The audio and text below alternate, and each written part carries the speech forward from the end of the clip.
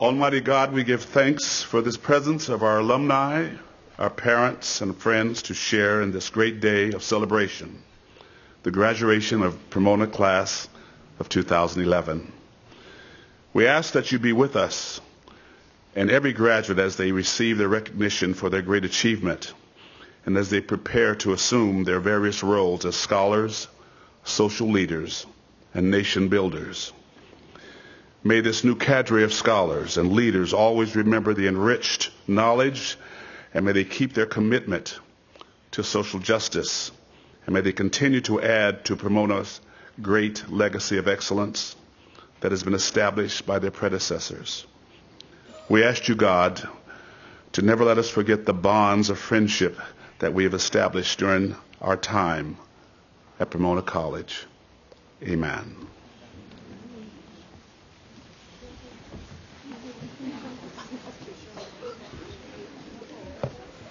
Good morning. On behalf of trustees, faculty, and staff of Pomona College, and especially the members of the senior class who will receive their degrees today, it is my pleasure to welcome you to the 118th commencement exercises of Pomona College. And as far as I know, the very first to be threatened with this type of rain, but the sun is coming out. It's great to see the sea of blue out there. Thank you for all of the last-minute adjustments with the weather. On this occasion, I would like to extend particular thanks and appreciation to the family and friends of the class of 2011. You have provided the support and encouragement for graduating seniors that have brought them to this turning point in their lives. Graduation from college represents a great moment of change. It is the culmination of many years of schooling, initially broad and generalized, becoming more focused with time. In your 4 years at Pomona College, I hope and trust that you have discovered the values of the goals of a liberal education.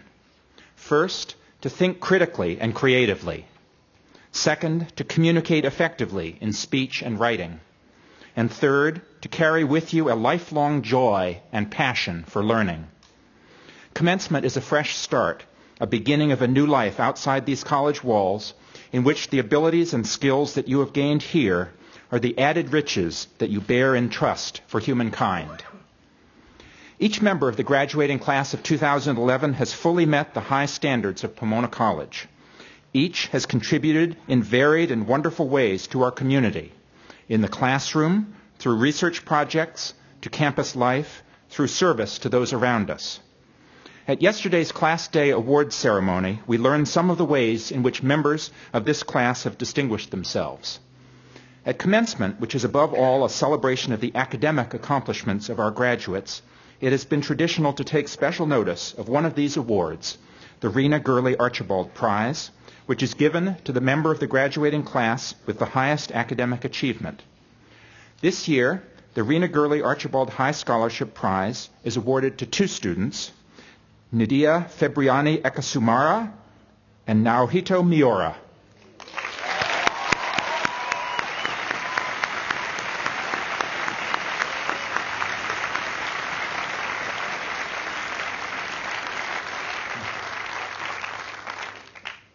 The educational mission of this college relies critically on close collaboration between students and teachers. Pomona College faculty members are dedicated to excellent teaching in all its settings, leading discussions in classrooms, supervising research projects in library or laboratory, coaching teams on athletics fields, preparing students for concert or theater performances, and guiding artists in the studios. And so every year at this time, as it awards degrees to its graduates, the college also honors those of its faculty who exemplify teaching at its best, the winners of the college's Whig Award for Excellence in Teaching. This award is granted each year by a committee of trustees and faculty on the basis of ballots cast by students. It is the highest award the college awards to its faculty. Let me ask this year's winners of the Whig Award for Excellence in Teaching to stand as I read their names. The Fred Krinsky Professor of Jewish Studies and Associate Professor of Religious Studies, Una Eisenstadt.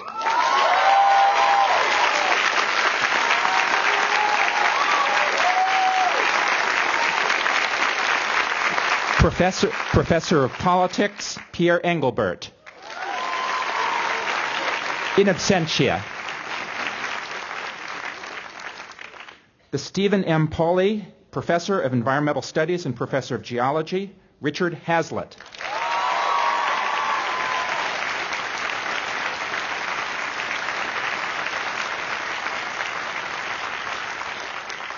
Professor of Psychology, Richard Lewis.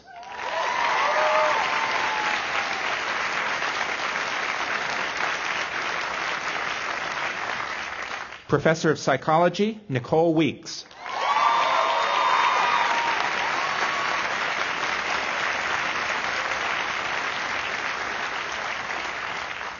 And finally, Henry E. Sheffield Professor of History, Samuel Yamashita.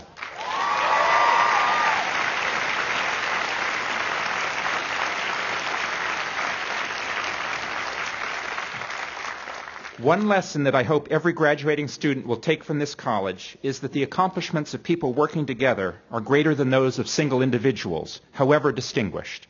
Pomona College strives to foster collaborative work between students and with faculty, and the chief goal of its staff is to enhance the educational experiences that take place on campus. On this occasion, we are also connected to past and future. The college that we see today and that will educate future generations is here because of the hard work, distinguished accomplishments, and generous support of past members of our community, the literally thousands of people who have taught, worked, and studied here over the course of more than a century, and the donors who have sustained them. We are particularly honored to have with us, along with faculty, students, staff, families, and friends, 9 members of the college's Board of Trustees, led by Chairman Paul Efron, a 1976 graduate of Pomona College.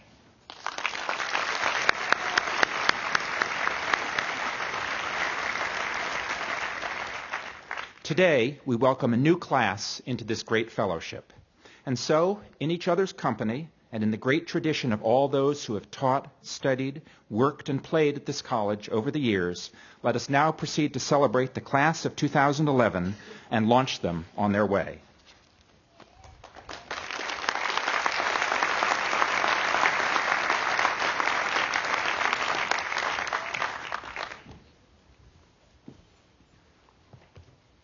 Good morning, classmates.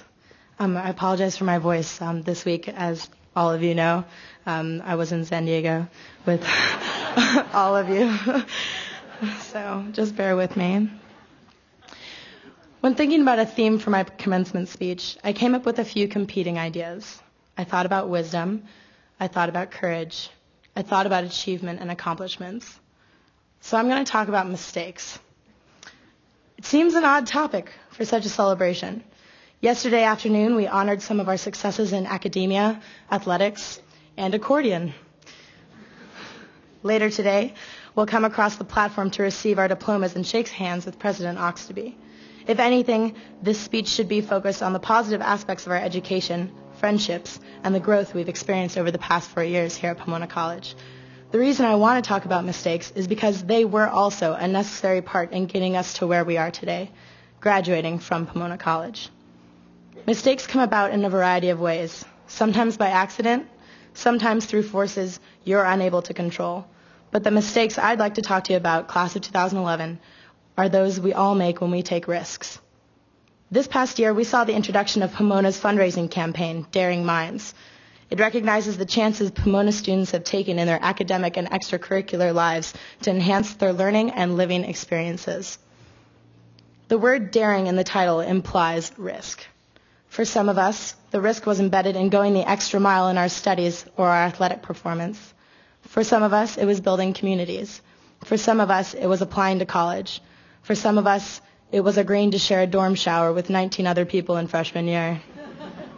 We all took risks and made mistakes along the way, but this commencement is evidence of the fact that we all got up, dusted ourselves off, and tried again. As we leave today, I'd like to encourage you all to maintain that attitude, and I'd like to help with some words of wisdom from some friends of mine. Kierkegaard said, "To dare is to lose one's footing momentarily. To not dare is to lose oneself." The class of 2011 witnessed historical events that could only have been achieved by risking a great deal. Right before many of us walked through the gates in 2007, Nancy Pelosi was elected as the first female Speaker of the House. In 2008, Barack Obama was the first African American to be elected president of the United States. That's right.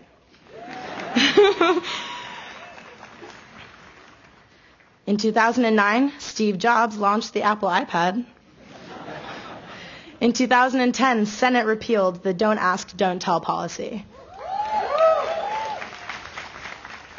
And perhaps the most momentous occasion of all, in 2011, a little girl with a big dream released her single Friday on YouTube.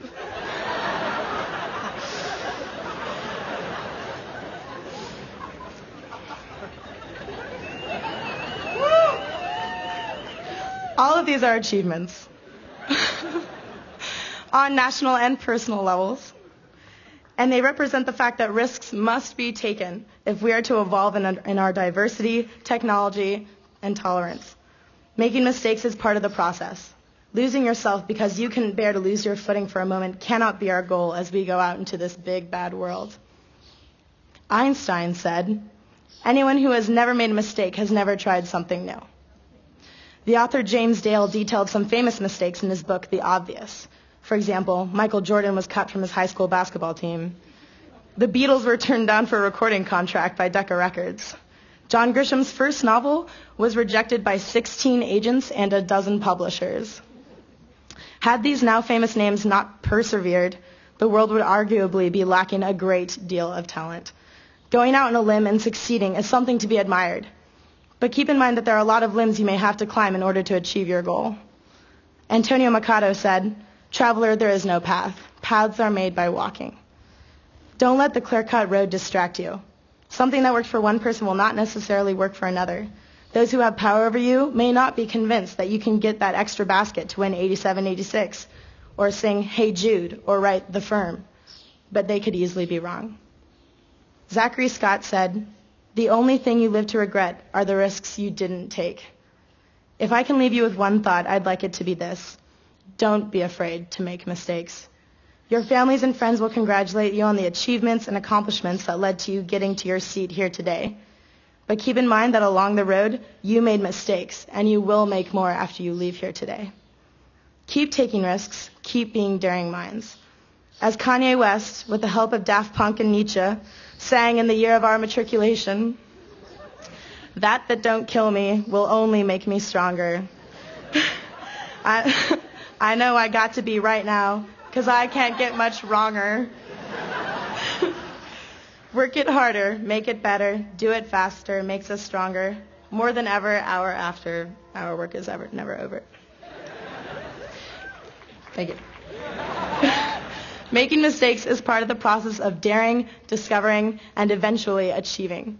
When you look back, you might realize that they were never mistakes at all, but just alternate pathways to other achievements.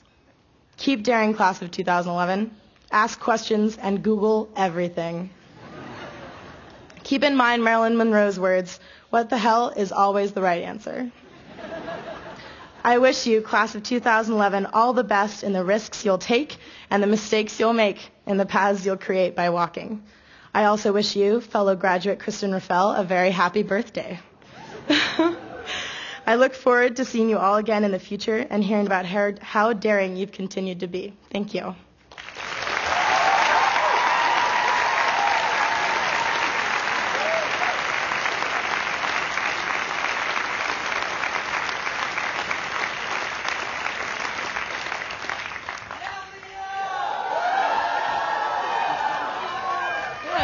Thank you. Well, first I want to say that my original intro to this speech relied pretty heavily on the fact that it is always broiling hot outside at graduation.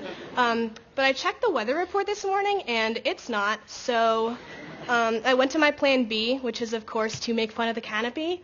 But unfortunately, Michael O'Shea, our Class D speaker, he made a hilarious joke about the canopy yesterday, so I had no plan C, so here we are.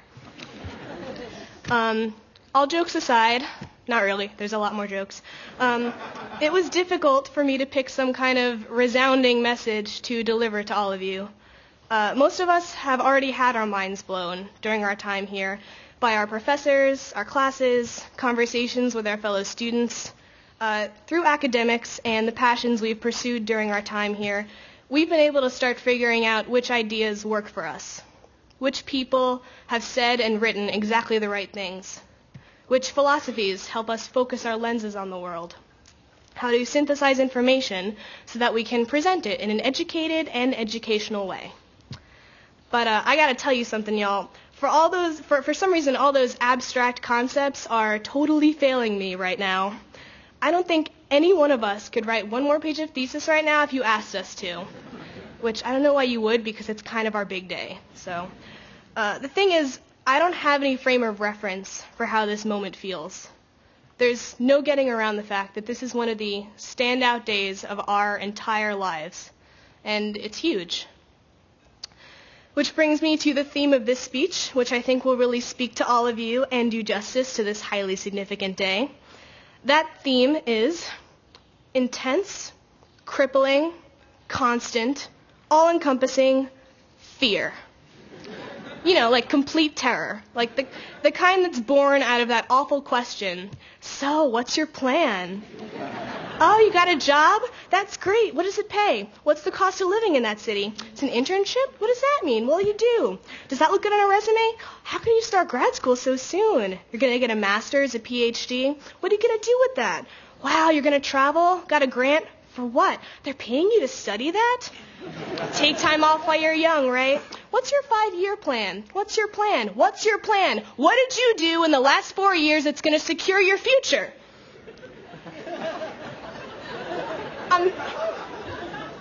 I'm not trying to freak you out. I know that anybody who grills me or any of us about our entire lives from this point forward is just interested in our progress.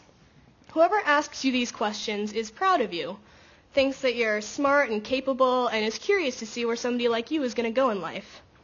The class of 2011 is truly a remarkable group of people. The things that we do are awesome.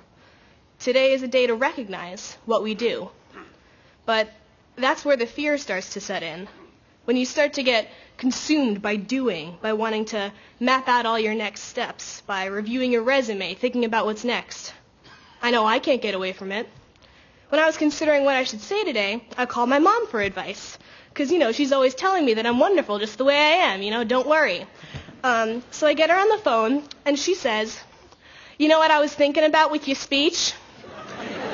You never know who's watching.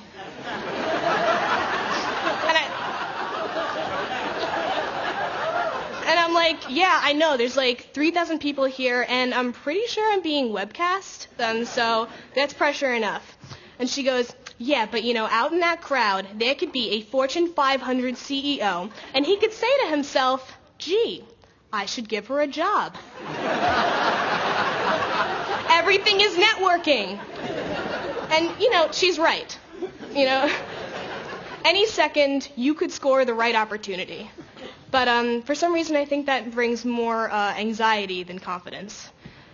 You may have felt during these last couple of weeks that you don't know how to define the many feelings you're having, except that they're neatly wrapped in a ribbon of general uneasiness. Today, the only thing I'm interested in talking about is not what we've done at Pomona, but who we are. I want to address a different kind of fear. The kind you get when you look in the mirror and you realize that you are older than when you first got here. That you have changed and that it's irreversible. That the process of becoming the future you, the adult that you always imagined, it's already started without you noticing. I feel that, and I'm pretty sure that you feel it too. 4 years feels like a big chunk of our lives, and college has been jam-packed with stuff, but when it's time to let it go, to grow past it, it feels like it could have been nothing but a dream. Collectively, we have done everything imaginable to leave a mark on this campus, but today we are transient. We're leaving. A horde of first years will soon be stampeding the halls and occupying all the spaces where we made significant memories. For me, at least, it's extremely difficult to imagine somebody else just starting their journey at Pomona. I kind of hate the fact that somebody else is going to be sleeping in my bed and eating in my dining hall and using my shower. I hope that they never figure out that you can only get hot water when you turn the dial to cold. I'm sad that we all made a home here, and it's time to move on. I look around at all of you, and I see dozens of little families, groups of friends that have been there for each other since those first few severely awkward days. We have really built something together, and we are inextricably tied to each other. We didn't just go to college, we are college. This physical place will remain standing, but Pomona for us is a collection of 395 individual experiences. It was one long, glorious moment, and it ends this morning. That's why today I hope you choose not to look forward or to step backwards, but to be here. 4 years just went by, and it felt like 4 days, and no matter what you do in the future, this feeling will come over you again. You will enter a new job or grad school, and eventually things will change. You'll have to move or make new friends. You'll have to accept the end again and again and again. But every time from this day forward that you prepare yourself to sever ties with a place or people, I hope that you will remember that your life is not a series of start and end dates and locations and references. Please keep with you the fact that it does not matter what you do or where you're going, but how you feel when you get there. How excited or satisfied or happy you get when you answer those questions about the next step. Who your friends are. Who really knows you here, and who you wish you would have gotten to know. All the emotions that you can't capture about Pomona, about the people you love, about graduating, the fear, those things are of paramount importance. They are the only things that we'll take with us. How your future plays out is completely dependent on you looking inwards. Be honest with yourself with every choice you make about every next step. It is a trap to worry about impressing others. We have the education and the skills to keep on climbing up that ladder. Climb as you will, but make a home wherever you end up. Time doesn't pass, we pass. And sharing yourself with others is the only way to make every day real. Pomona is over, but that is still a beautiful thing because we lived it. We were present, and there is no greater achievement. With the highest respect, I wish the best for all of you. More success and more memories, more of your youth, more good days are just around the corner. Don't be afraid. Thank you and congratulations.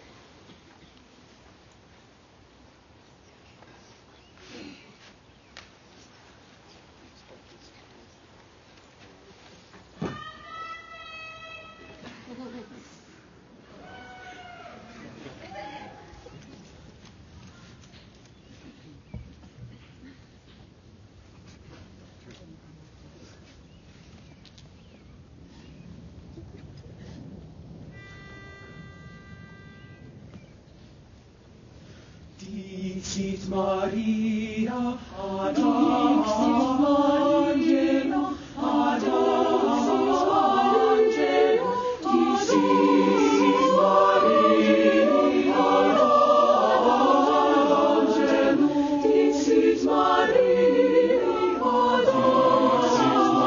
angelo, ad angelo,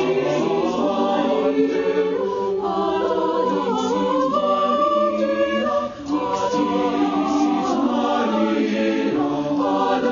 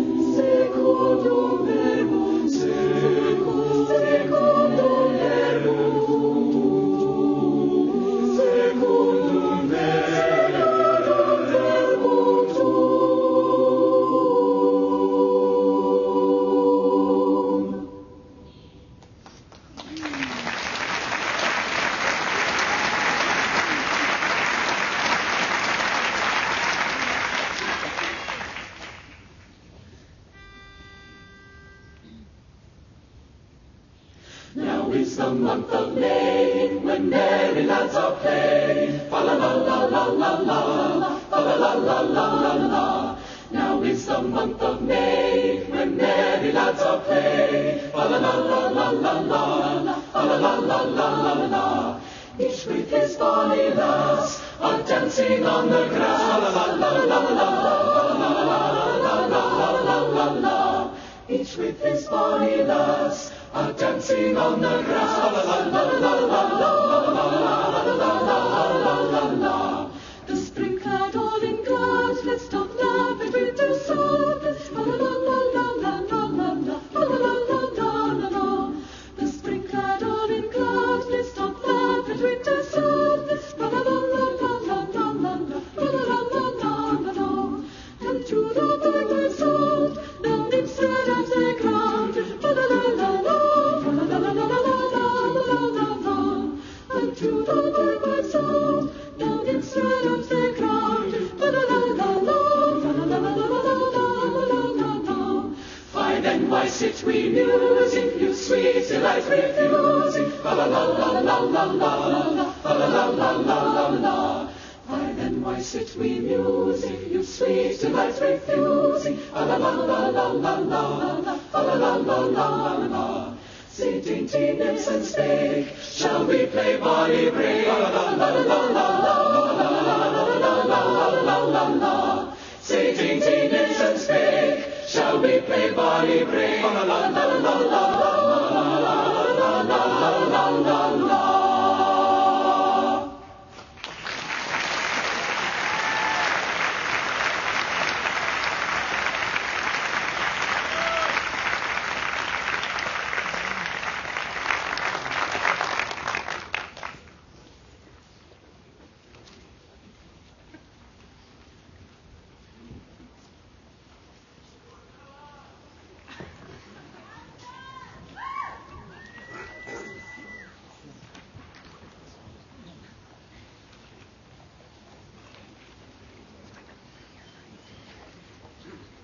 Good morning. Congratulations, graduates.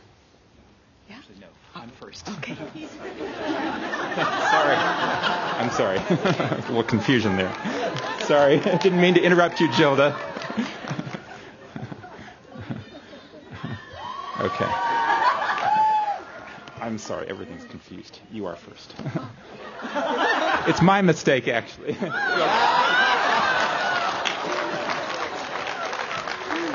Thank you. The recognition today of Judy Burton highlights the importance of reprioritizing public school education, especially in California, which is now 43rd in the nation in per pupil spending. Segregation, curriculum tracking, English-only policies, and unequal resources mar U.S. schools.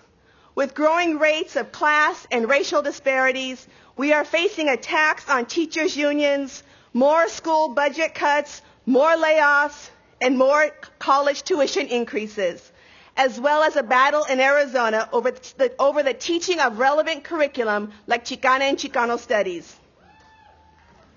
Our schools and society are steeped in inequality. There are no easy answers for addressing these structural and institutional injustices. So now, perhaps more than ever, we need creative, we need committed, we need community-centered people willing to work within our schools, advocating with our youth. Candidate for an honorary degree, Judy Burton is doing just that. She's devoted over 30 years to working within our public schools. She's done so in Los Angeles Unified School District as a teacher, a principal, assistant superintendent, and now as president and chief executive officer of the Alliance for College-Ready Public Schools. The Alliance includes over 18 schools in Los Angeles with about 6,000 students. Over 90% are working-class Latinas and Latinos and African Americans. Growing up in some of the same communities where the Alliance has established schools, Judy Burton recalls her own schooling experiences where everything within the school was segregated. Today, she describes her work as going back home and making a difference for those students who live in those communities now. As she emphasizes, the world is a better place when we prepare more kids.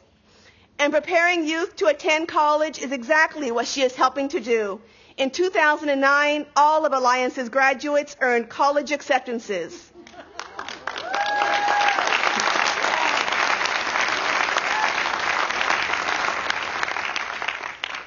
Last spring, 85% were admitted to four-year colleges and universities.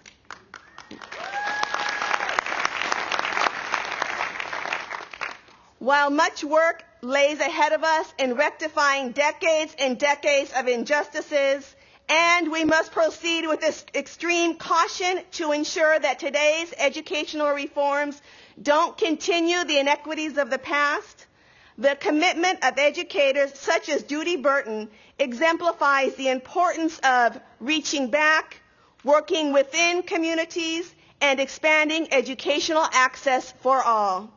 President Oxtoby, on behalf of the Board of Trustees and the faculty of Pomona College, I present to you Judy Burton for an honorary degree.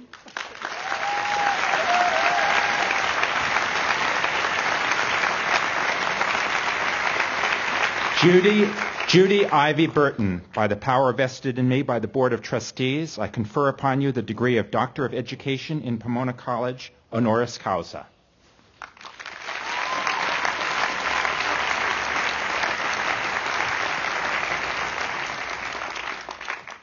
Good morning, everyone, and thank you so much for the opportunity to make a few brief comments to just let you know how very special this day and this honor is for me.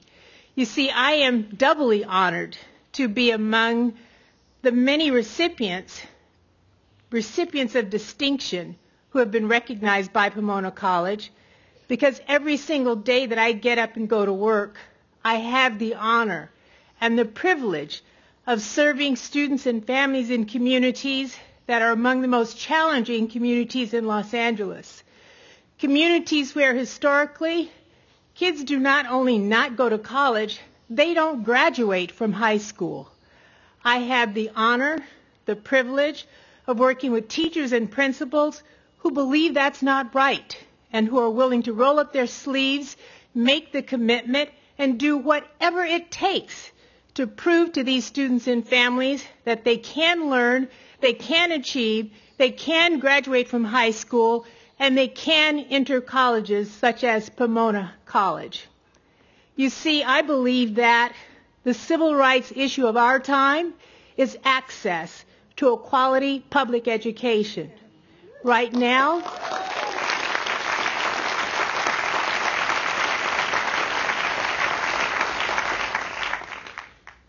in our country and right here in our city, there is inequity. There is injustice. If you read this week's Los Angeles Times, you would see these numbers. And if you read them, you should be sad along with me. 5 years ago, Los Angeles Unified School District passed a policy that required that in order to graduate, students must take and pass A through G college prep courses and pass those courses with a grade of C or better in order to receive a diploma. 5 years ago, this is yesterday, 24% of Latino students passed A through G courses with a grade of C. 20% of African American students passed A through G courses with a grade of C. 40% of white students passed with a grade of C. That is not acceptable for anyone, and it should not be acceptable to anyone in this audience. It's not someone else's job. It's each of our jobs to roll up our sleeves, take action, and do something about it. That's why I am honored, privileged every single day to wake up and go to work and prove that those statistics do not have to be what they are. In the fall, you will receive many students from Alliance College Ready Public Schools who come from communities where 95% of the students are eligible for free and reduced meals, who will be the first, many of them, in their families not only to graduate from high school, but to ever even get a chance to go to a four-year university. That won't be good enough for us. Success for us means that I will be able to come back here 4 years from now and see some of our graduates sitting in the rows of these young people who are here today. Thank you so much. I'm deeply honored for this recognition.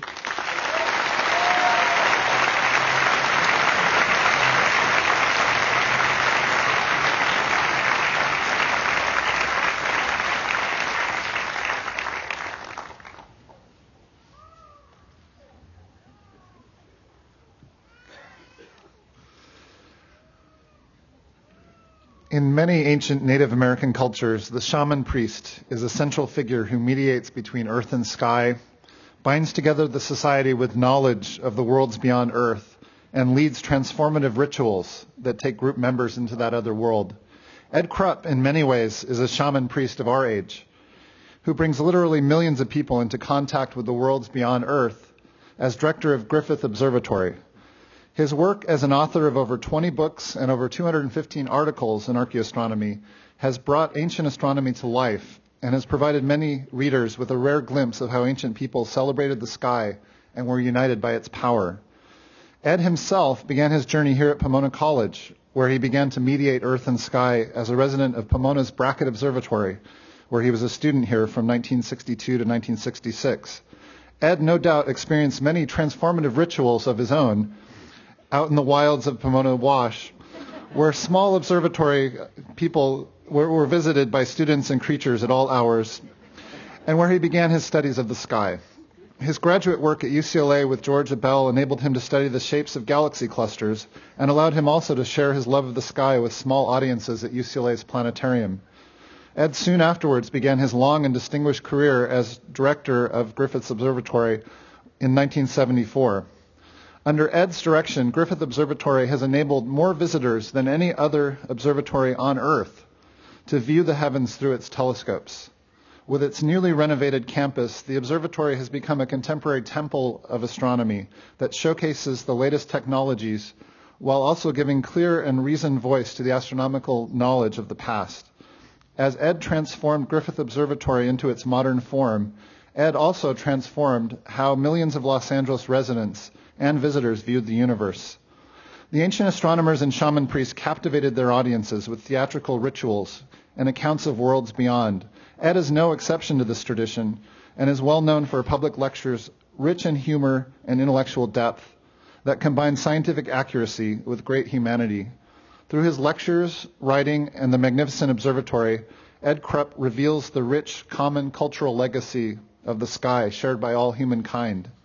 Mr. President, on behalf of the Board of Trustees and the faculty of Pomona College, it is my great honor to present to you Edwin Krupp for the degree of Doctor of Science.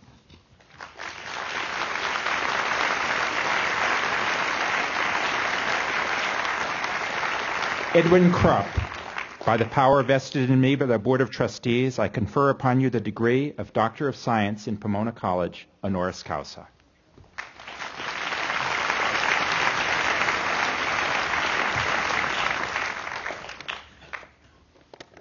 Thank you, Dr. Penprace. What a delight to be in the mix again.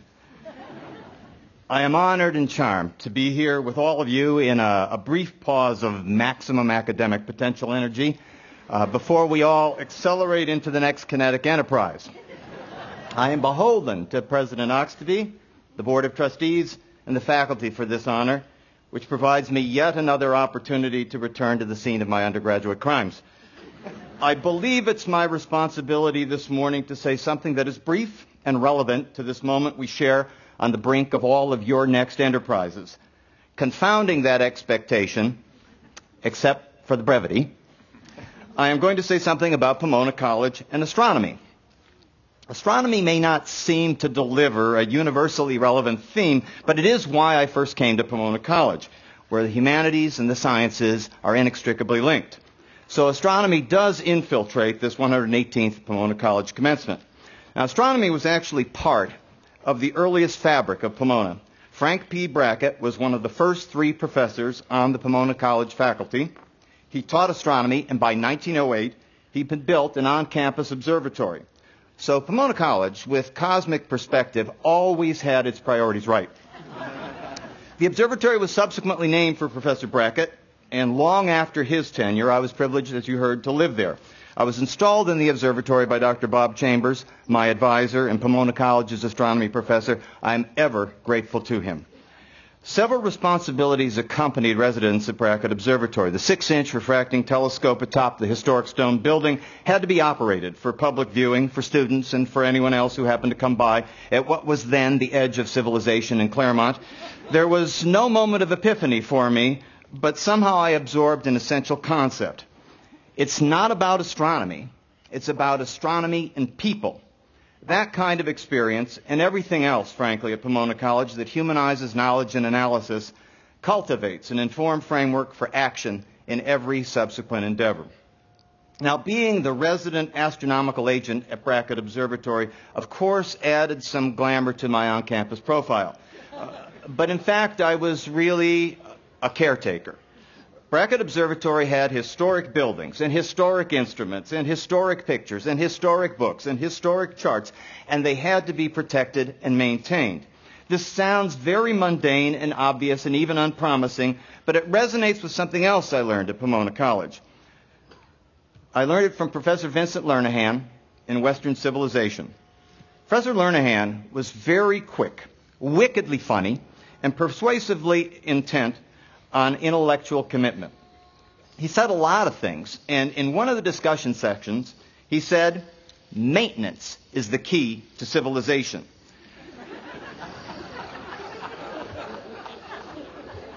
Now, I hadn't thought much about maintenance before, and it didn't sound very interesting, but I had figured Professor Lernahan wouldn't say it if it weren't important, and that thought continued to haunt me after I graduated from Pomona.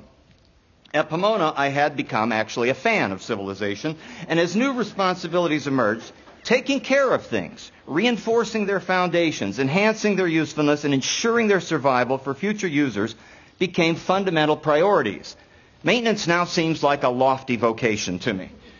President Oxtoby's recent remarks about Pomona's Daring Minds campaign prompted me to recall one more thing I learned at Pomona College. President Oxtoby spotlighted the essential function of the college to provide the students with a wealth of life-shaping opportunities for educational depth, cultural exposure, creative inspiration, and practical experience. Now, I didn't exactly realize it at the time, but Pomona College is a vehicle for opportunity. When I first arrived at Pomona, I instead imagined it would deliver knowledge and insight, kind of like room service. It's a romantic, self-indulgent, and appealing notion, but in fact, Pomona College doesn't operate like room service. What Pomona really offers instead, and you know this, is one chance after another to do stuff, really remarkable stuff. And during my 4 years here, I saw many students, and faculty too, seizing the day because they could. Like my experience with Brackett Observatory, with Professor Lernahan, and with a whole catalog of other personal Pomona experiences, the mechanism sticks with you. It sets you up to do the next thing. And that has always been my definition of success, getting to do the next thing. So I was grateful to inhabit Professor Brackett's observatory. I did not realize it at the time, but the experience colored my sensibilities about life, the universe, and everything. I hope you have gotten to do stuff while you're here. I hope the place has enlarged your vision and enriched your principles. It's your life, your universe, your everything. You get to seize the day, so get on it. Thank you.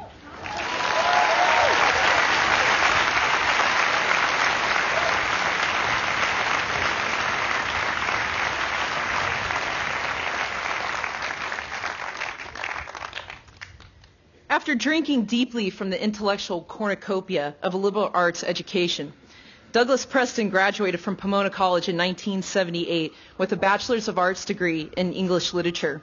Since then, it's fair to say that he has been writing nonstop. He is the sole author or co-author of 25 books to date, including 13 New York Times bestsellers in mystery and suspense. His post-Pomona career began as an editor and columnist at the magazine of the American Museum of Natural History. He also held the position of managing editor of the Curator Quarterly and penned numerous articles on natural history and archaeology in such distinguished magazines as National Geographic, Smithsonian, Natural History, and The New Yorker. In addition, Douglas Preston's museum experiences jump-started his career in writing books in two ways. His first book, Dinosaurs in the Attic, published in 1986, is a historical account of the specimens and personalities of the American Museum of Natural History. And second, time at the museum led him and Lincoln Child to co-author the best-selling thriller, The Relic, which was published in 1994 and released as a horror film in 1997. Like Dinosaurs, it takes place among researchers in a museum, but with a murderous bent. Since then, his books have included The Codex, Brimstone, The Book of the Dead, and Cemetery Dance, which, to steal the title of one of his other bestsellers, collectively fill his professional cabinet of curiosities. Navigating between truths, lies, and mysteries, some of his more recent books include The Monster of Florence, about a real serial murder case in Italy, as well as the novel Gideon's Sword, published this year as the beginning of a new thriller series. Through his literary endeavors and personal explorations, Mr. Preston has continued to illuminate how truth may be just as strange as fiction. Mr. President, on behalf of the Board of Trustees and the faculty of Pomona College, it is my great honor to present you, Douglas Preston, for the honorary degree of Doctor of Letters.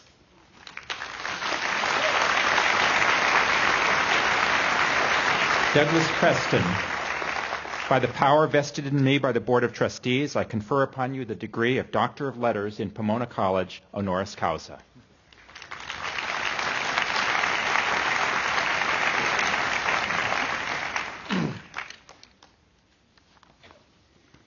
Well, I'd like to thank the entire Pomona College community for this very great honor. Soon after graduating from Pomona, I took my first job at the American Museum of Natural History in New York. And while there, I learned a very interesting and curious story from a curator about a scientific experiment that took place at the museum 80 years ago. In 1931, a mammologist named Harry Raven came back from a collecting expedition to Africa with a baby chimpanzee, which he named Meshi. He had a beautiful little idea. He would raise Meshi alongside his other children in his suburban Long Island home to see just how human a chimpanzee could become. This was the first time a scientist had attempted to socialize a chimpanzee as a human being. It was sort of a landmark experiment. Raven filmed Meshi's interactions with his family, and those remarkable films are still part of the museum's archives. They show such things as Meshi riding her tricycle in the local 4th of July parade and bundling up in winter clothes and sledding with the kids in wintertime.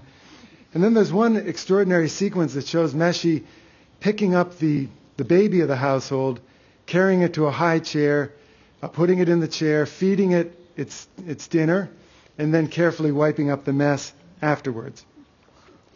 The experiment lasted 4 years, and then Meshi reached maturity. She became aggressive and even violent. Raven was the only one who could control her.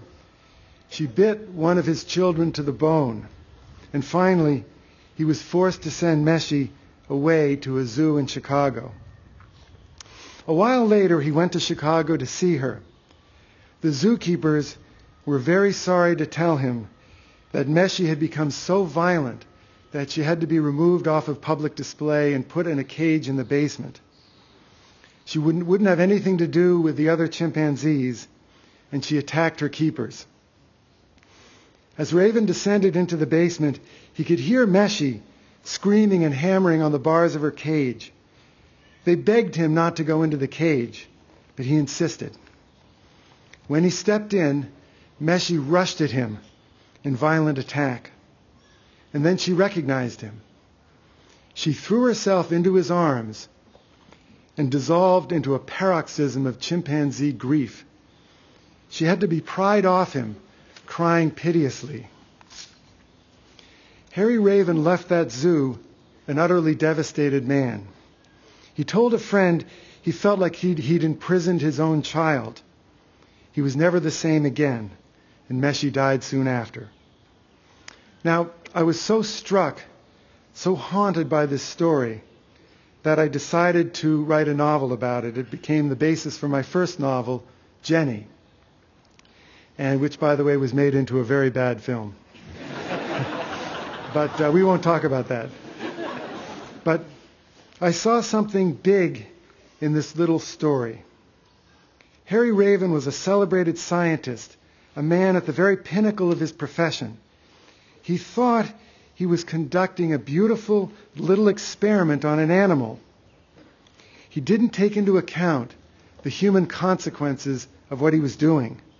He failed to realize that everything in this world is connected, and that he himself was part of the experiment. This, I believe, is a story for our modern age, and it has a lesson not just for science, but for all human endeavor. How many of our problems today have been caused by beautiful ideas that failed to take into account the larger human dimensions? So my piece of advice to you is, as you make your way in this world, keep in mind always the human consequences of your decisions and your actions. Beware of the beautiful ideas, and never forget that we are all part of the experiment. So I want to congratulate the class of 2011 and thank you all and wish you the best of luck.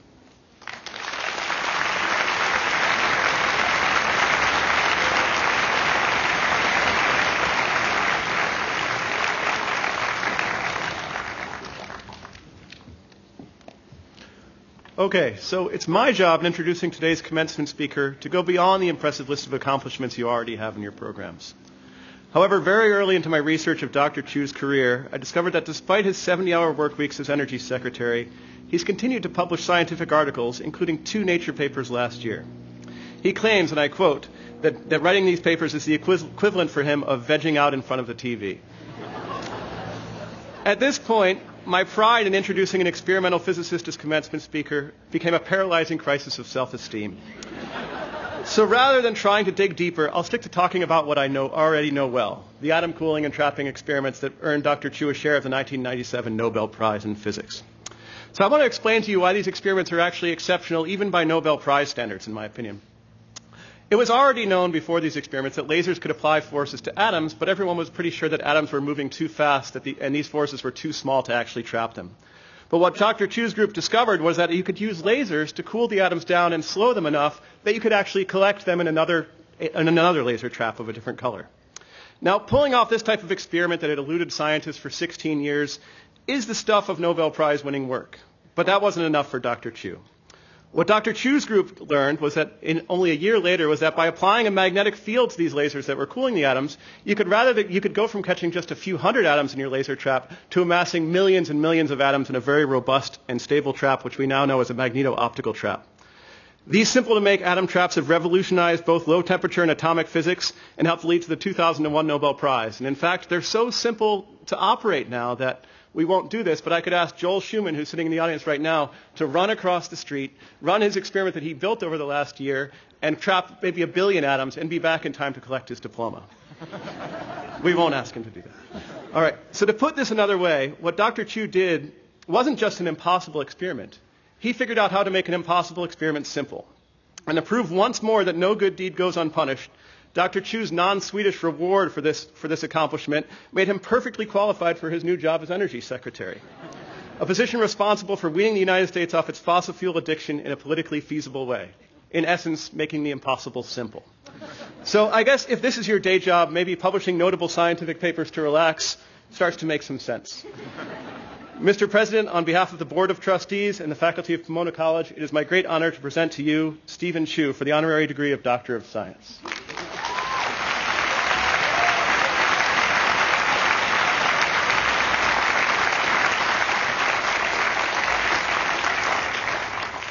Steven Chu, by the power vested in me by the Board of Trustees, I confer upon you the degree of Doctor of Science in Pomona College, honoris causa.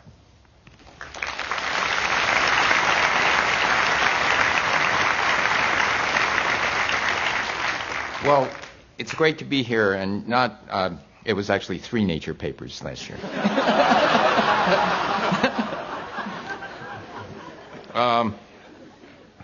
Anyway, thank you for letting me share this wonderful day with you. And to the new graduates, congratulations on your achievements. I feel especially honored to be chosen to speak at this commencement, the 47th anniversary of Pomona's discovery that the number 41 is special. I agree. I was conceived in 1947.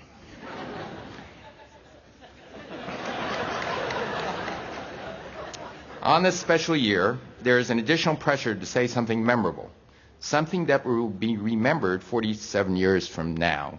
And ha, you say, most commencement speeches are forgotten in less than 47 hours. But wait, I have a plan. Now, normally commencement speakers are like corpses at an Irish wake.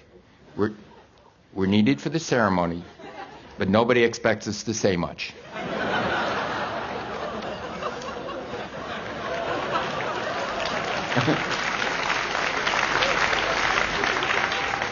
Now, in honor of the number 47, I've decided to structure my remarks after Charles Dickens' A Christmas Carol.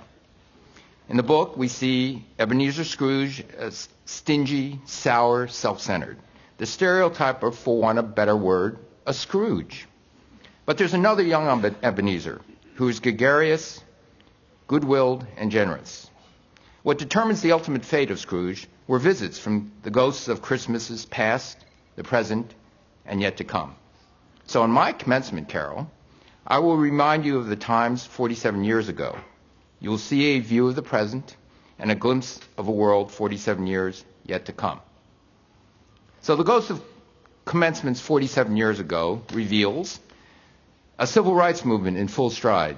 Martin Luther King, then 35 years old, became the youngest Nobel Peace Prize recipient. The U.S. and the Soviet Union were in a nuclear arms race and a space race. 7 years earlier, the Soviet Union launched Sputnik into Earth orbit, and America was shocked.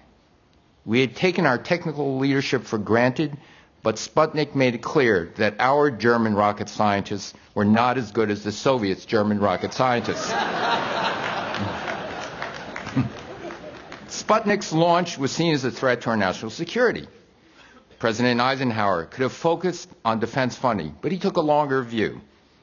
A few weeks after Sputnik, he responded by calling for increased education of scientists and engineers and a stronger commitment to basic research. Less than a year later, Congress passed the National Defense Education Act to improve math and science education at all levels. In 1961, President Kennedy challenged our nation to land a man on the moon within a decade. And President Kennedy's call to action inspired America's youth. When we landed the first man on the moon, the majority of engineers at NASA's Mission Control were in their 20s, and their atmosphere was electric. Quote, "We were given this impossible dream by President Kennedy, and we were living it. We were doing the kinds of things that engineers would kill for, and surprised we were getting paid. As long as we had enough money to make ends meet, that's all we needed." I, too, am a product of our nation's response to Sputnik. I was supported in summer science research programs in high school and college, and with National Science Foundation graduate and postdoctoral fellowships. So, the ghost of Christmas commencements, the ghost of commencements present reminds us we're living in a time that's no less stressful, no less exciting, and even more critical. We're recovering from the worst recession since the Great Depression. The unemployment rate is still high, and many of you may be worried about finding a job. But you're not alone. Your parents are also worried. Globalization has opened new doors, but has also increased competition. Our troops are fighting in Afghanistan. Unrest is sweeping through the Middle East, North Africa, and Asia. Science is telling us our carbon emissions are changing our climate and endangering our planet. And there's an ancient Chinese curse: may you live in interesting times. Now, according to the most authoritative source of our times, Wikipedia, it appears that the expression may have been in English origin. But regardless of the origin, it still resonates today, but it's not a curse. Interesting times are filled with risk, but they're also filled with hope and possibility. The times of greatest challenge provide the greatest opportunities. Now, the ghost of commencement 47 years yet to come brings us to the year 2058. You're here in your class reunion. And to quote or paraphrase a Simon Garfunkel song, can you imagine years from today? How terribly strange to be 70. The awkward, embarrassing moments of your youth have faded, except for the stuff you were dumb enough to post on the internet. To the delight of Pomona, you fondly remember your halcyon college days, and many of you will have children, some will have grandchildren. But now here's my plan to help you remember my speech. I ask you to write in your college yearbook, not your commencement program, because you'll throw that away, how your life will unfold in the next 47 years. Write down what the world will be like and your role in shaping its destiny. Make a note that the Secretary of Energy inspired you to do this. I know it's a cheap trick, but it's worth a try. And you've got to do this today before you forget what I said. So here are two visions of the future. In one future, Europe and Asia, most notably China, lead the clean energy technologies. In 2058, the United States is a laggard. Industry leaders, clinging to the old way of doing business, convinced Americans that putting a price on carbon is a job killer. Without voices of concerned citizens and leaders, our transition to clean energy was delayed. While there were some government policies that encouraged investments in energy efficiency and clean energy, they were erratic, inconsistent, and largely impotent. The vast majority of our solar modules, wind turbines, and electrical distribution equipment are imported. Our economy has been eclipsed by China. The price of oil is $278 a barrel. And while electric vehicles are widely used, most are imported. After decades of a national strategy best described as hope for the best, plan for the best, we lost our economic advantage. The world's carbon emissions continue to rise as business as usual, but by 2058, the full dangers of climate change are obvious. Many of the warnings of the climate scientists in 2011 have come true, but the few scientists who survived 20-year droughts of funding are despairing too little, too late. Floods of the century, including our current flood, now average once a decade. Scorching summer droughts threaten our agriculture from Kansas to California. Fierce hurricanes in the preceding decades have this devastating impact on the Gulf. And because of climate change, some of the world's most fragile economies in Asia and sub-Saharan Africa have collapsed. The intense storms, rising sea levels, and growing deserts have resulted in tens of millions of climate refugees and climate-associated deaths. There's another happier version of the 2058 Pomona Commencement. The nation passed a set of measures that led the world on a sustainable energy path. As a result, major investments in modernizing our energy infrastructure generated unprecedented job growth and prosperity. Knowing that oil prices were likely to keep rising with each passing decade, we diversified our sources of transportation energy. We now lead the world in the development of electric vehicles, advanced biofuels, and the most efficient cars and trucks. Most of our energy is renewable based on technologies invented and built in America. American agriculture is still the most productive in the world. The carbon emissions in the United States and the rest of the developed world is 1/5 of what it was in 2011. The world carbon emissions peaked in 2040, and it now appears that the worst risks of climate change were avoided. While there's still significant impacts, the world is economically robust enough to adapt to climate change. Now, a frightened Scrooge asked the ghost of Christmas yet to come, are these the shadows of things that will be, or are they the shadows of things that may be? And as we all know, our fate lies not in the stars, but in ourselves. So let's return to the present. For most of my adult life, my central focus and professional joy has been doing physics. And like the people at NASA's Mission Control, the money didn't matter as long as I had enough to make ends meet. During the 26 years I was at Stanford and Bell Labs, I don't think I ever took more than a 3 or 4 day vacation simply because I didn't want to take vacation. As I began my downward spiral from professor to administrator to government bureaucrat, I now need vacations. You may wonder why someone like me would ever consider leaving the life of a professor to become a director of a national laboratory, or to leave academia to become Secretary of Energy.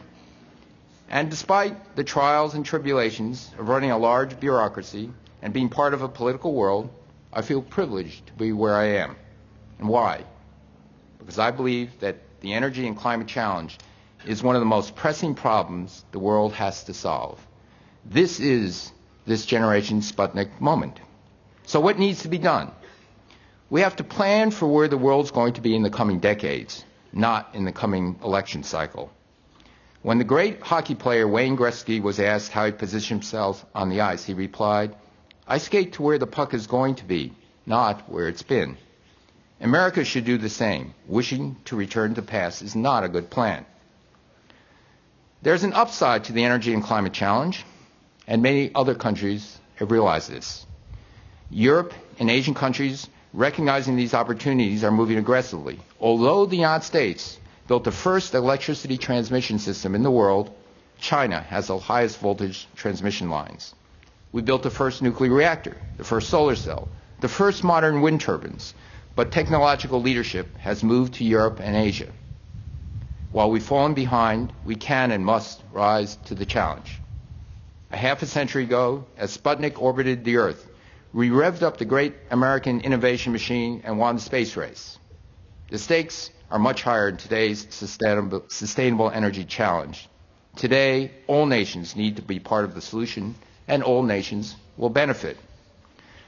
Now, in the final part of my commencement speech, I have to fulfill my sacred obligation, and that's to give you advice you didn't ask for. So my advice is simple. Do something. Do something you love, and give it your all. You don't want to be like Peter Gibbons in the movie Office Space, or I hope you don't. And as you may recall, one of the Bobs tells Peter, "Looks like you've been missing a lot of work lately," to which Peter replies, "I wouldn't say I've been missing it, Bob." The thing is, Bob, it's not that I'm lazy, it's just that I don't care. Life is too short to go through it without caring deeply about something. Do something that matters. Do something that matters beyond your immediate world. And when you're old and gray and look back on your life, you'll want to be proud of what you have done. The source of that pride won't be the things you've acquired or the recognition you've received. It will be the lives you've touched and the difference you have made. You've had the opportunity here at Pomona to stretch your intellectual wings, the privilege to wonder, to think, to create. With this privilege, you have the responsibility to recognize the opportunities and seize the moment. Invest in the time to learn more about what's at stake and act on that knowledge. There are great economic and business reasons to invest in a sustainable future, but for me, the bottom line is not the bottom line. For me, what we do about climate change is deeply moral. The world is deeply interwoven in space and in time. As Martin Luther King wrote in his letter from a Birmingham jail 48 years ago, he said, "We are tied in a single garment of destiny. Whatever affects one directly affects all indirectly." Above all, we must value and protect the most innocent members of our society, the children of the world yet to be born. I end my remarks with the astrophysicist Carl Sagan, and he wrote of an image taken by Voyager 1 as it was leaving our solar system. In this picture, Earth appears as a pale blue dot of light embedded in a rainbow. He says, "Look again at that dot. That's here. That's home. That's us. On it, everyone you love, everyone you know, everyone you ever heard of, every human being who ever was, lived on this mote of dust suspended in a sunbeam. The Earth is the only world known so far to harbor life. Like it or not, this is where we make our stand. This distant image of our tiny world underscores our responsibility to deal more kindly with one another and to preserve and cherish the pale blue dot, the only home we've ever known." To this message, I add an ancient Native American saying, "Treat the earth well. It was not given to you by your parents. It was loaned to you by your children." You, the class of 2011, are living in interesting times. Carpe diem. America's youth, 47 years ago, transformed the world. Today, you have an opportunity to do more than just change our world. You have an opportunity to help save it. So, congratulations. Go out and celebrate, but before you do, spend a few moments writing in your yearbook how your life and the world unfolded 47 years from today. And after that, go out and do something. Do something you love. Do something that matters. Do something for the children of the world yet to be born. Do something to preserve and cherish our pale blue dot. Thank you.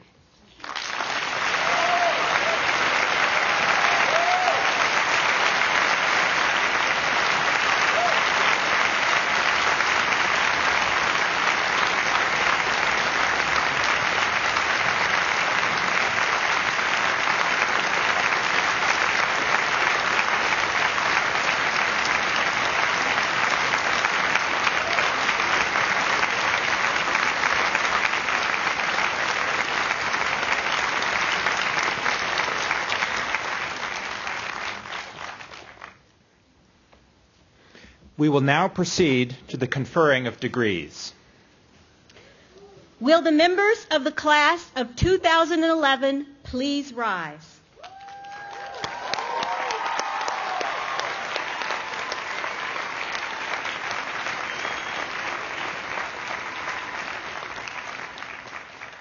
Mr. President, upon the recommendation of the faculty of Pomona College and by vote of the Board of Trustees, I have the honor to present these candidates for the degree of Bachelor of Arts in Pomona College. Now, by the authority vested in me by the Board of Trustees, I confer upon you, as you individually present yourselves, the degree of Bachelor of Arts in Pomona College, with all the rights and privileges appertaining thereto.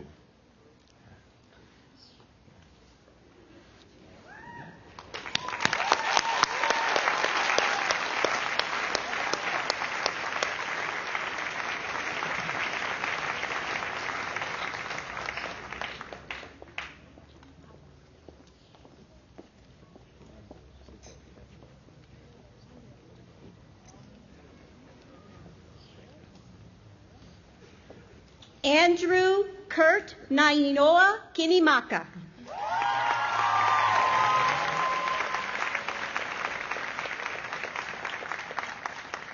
Edward William Chan Sales. Derek Arthur Scheibel.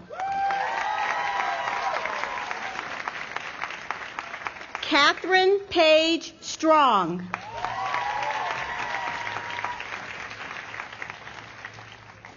Sarah Abelo.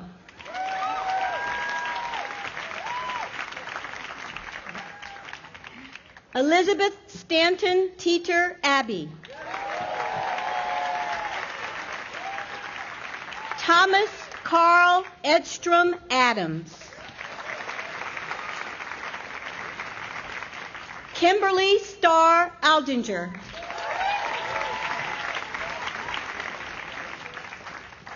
Dandre Rayvon Allison.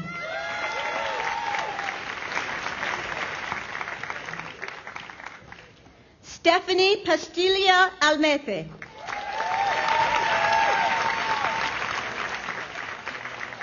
Christian Alexis Alvarez.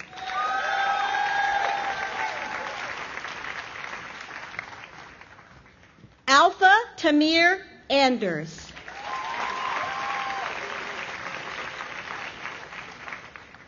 Duncan Marks Arier. Kimbia Arno.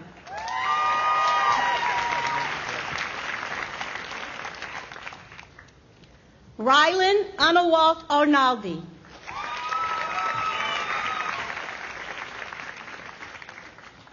Amelia Penamine Aseyudu.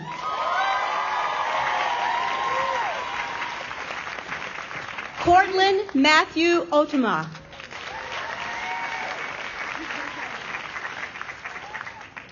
Miriam Christina Ayo.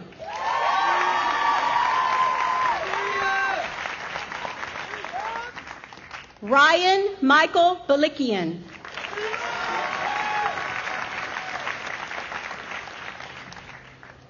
Isa Ballard.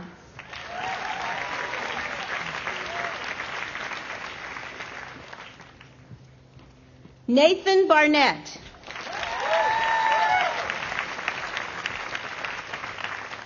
Zach Barnett.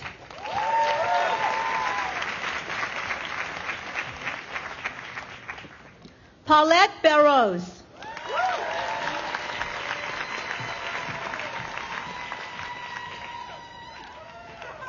Regina Renee Bauernsmith.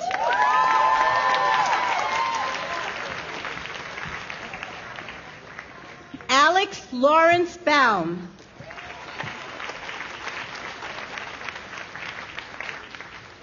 Sabrina Ariel Baum.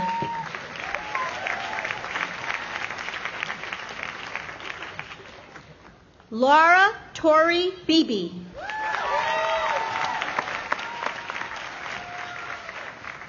Noah Belenich.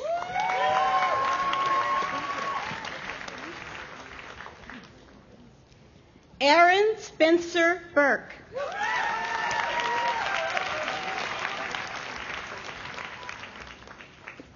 Anna De La Luz Bessison.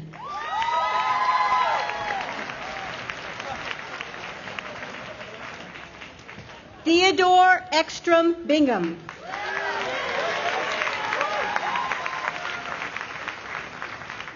Lucinda Block.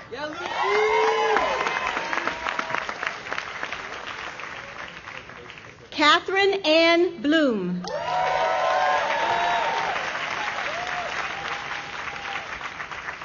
Allison Elizabeth Bloom.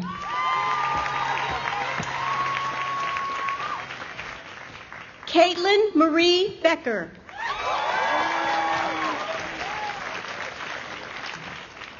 Carl William Brem.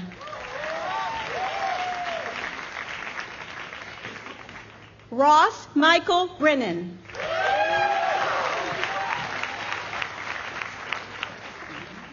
Catherine Crevens Brieger.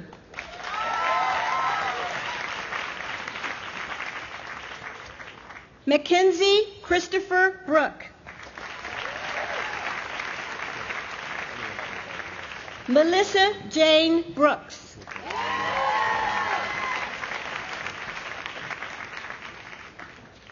Elaine Whitney Brow.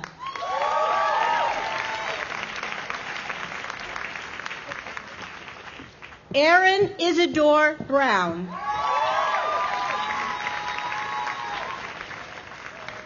Ariel Julia Brown.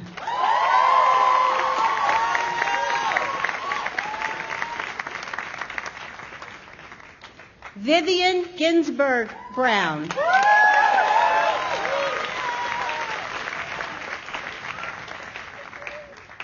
Emily Nicole Bruntz.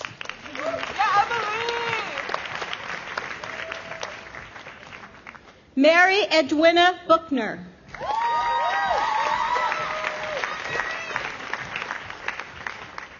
Matthew Theodore Bush.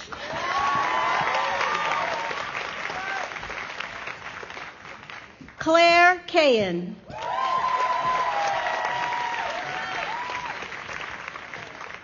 Olivia Callender Scott.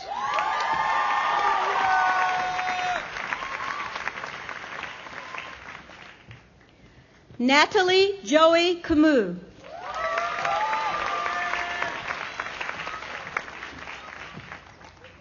Elizabeth Jeanette Carnathan.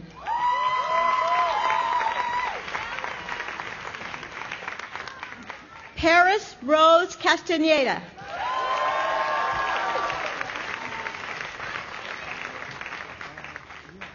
Stephen Michael Castellanos.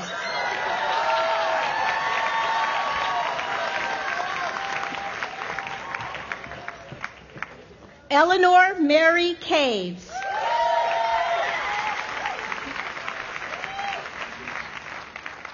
Kristen K. Setti.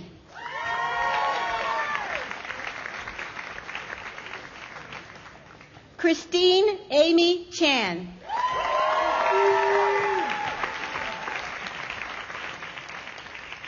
Tiffany Michelle Chan.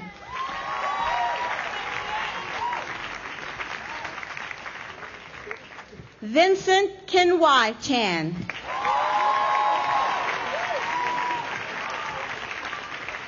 Bing Ching Stella Chan.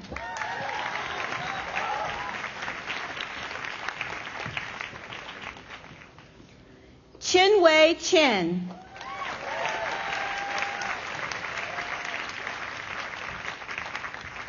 Benjamin Osborne Cheney.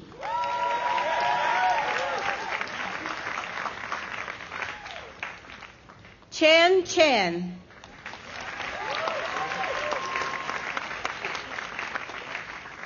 Rico Kleinstein Chenyek.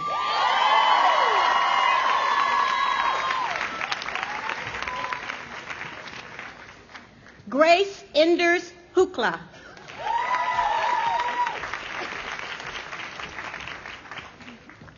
Natalie Nari Chung.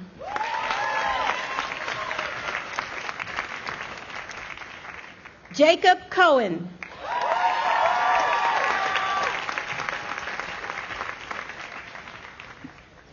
Bjorn Komers.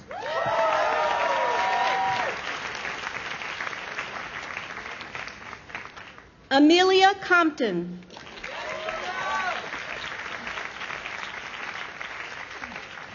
Alexandra Cohn.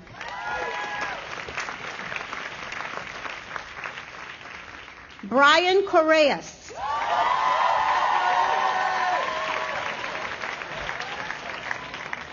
Alyssa Marie Corley.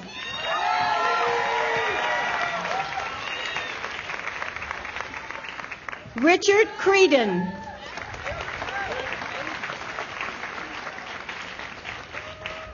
Samuel Chase Cunningham.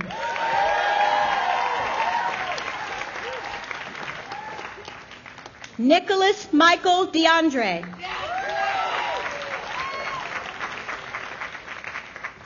Benjamin Brian Daniels. Jessica Dees.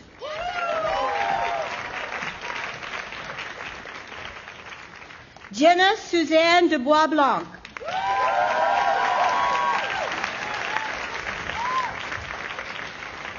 Ian Paul Defoe.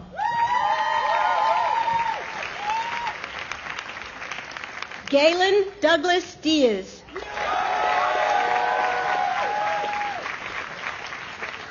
Elizabeth Kyle Dennison. Cassia Rockamon Denton.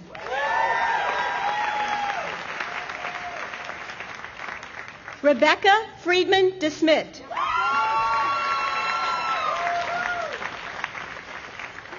Owen Deutsch.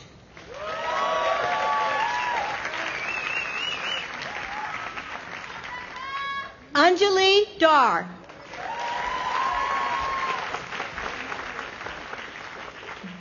Donald Reed Dickinson III.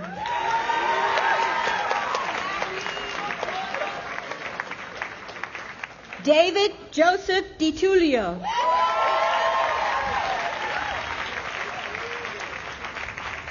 Thomas Anthony Dixon.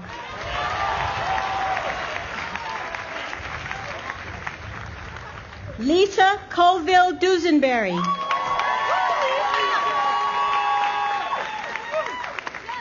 Catherine Sterling Zarilla.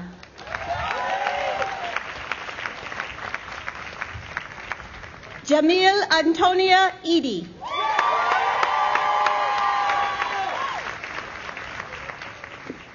Alexander Matthew Efron.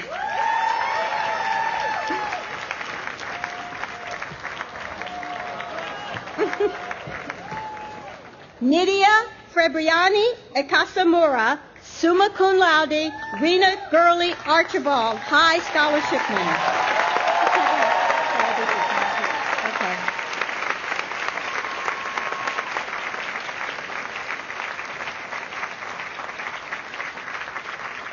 Charlie Insko.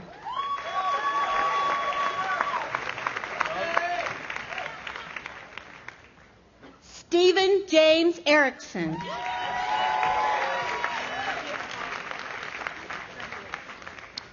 Daniel Jacob Feblowitz.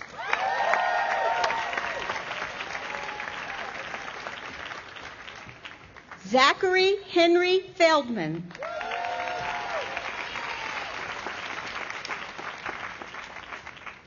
Thomas Louis Dudash Finster.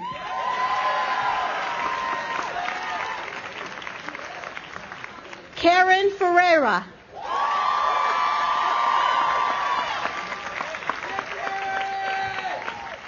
David Benjamin Fetter.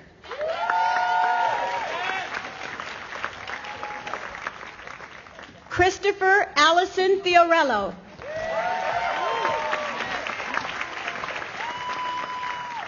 Megan Elizabeth Flanagan.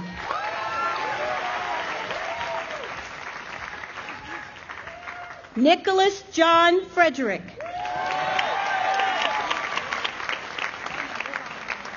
Judith Andrea Friedman, summa cum laude.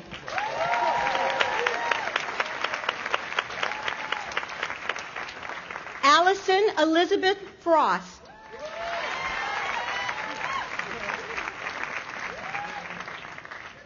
Elizabeth Sebrel Gallant.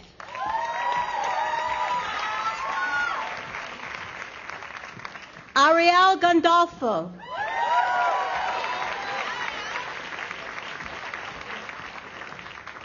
Elizabeth Jean Gayno.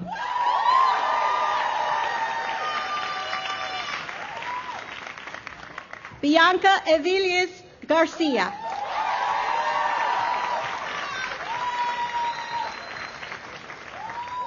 Cindy Marie Garcia.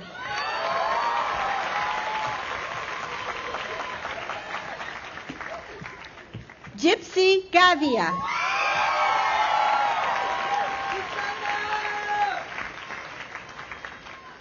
Amanda Page Gasai.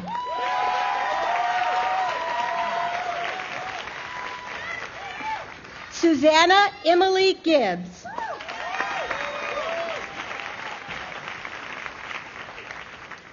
Susan Merrill Glass.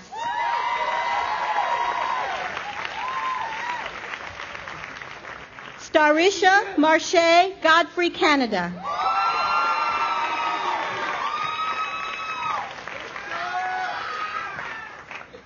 Samuel James Gold.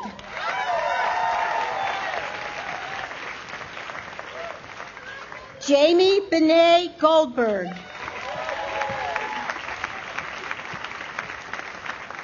Allison Goldstein.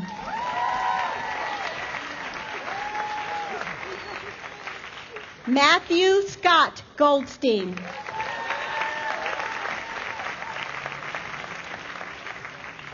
Ulysses Gomez.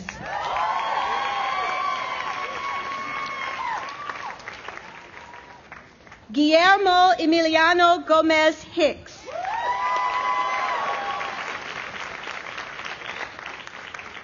Samuel Aaron Gordon.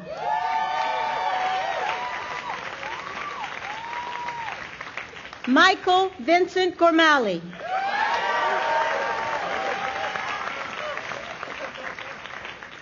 Caitlin Amanda Gozware.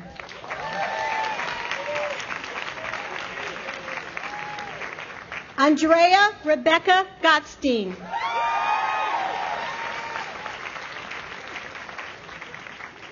Andrew Peter Greenfeld.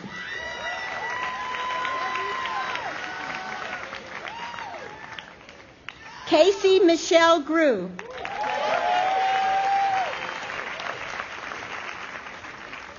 Michael Harris Greer.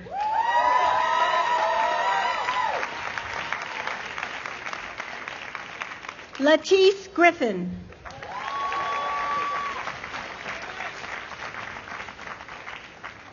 William Prulich Gradzicki.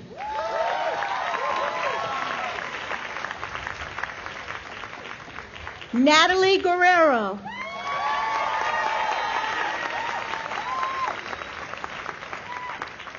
Zev Raphael Guerman.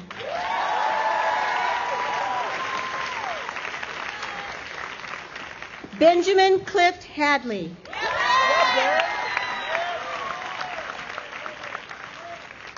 Rose Kathleen Haley.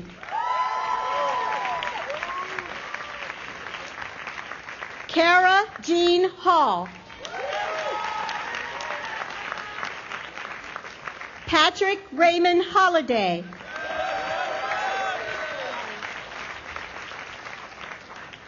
Samuel Ethan Haltenhoff.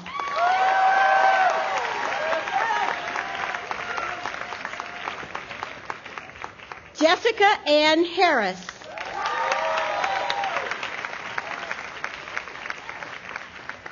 Nathan Hasselblad.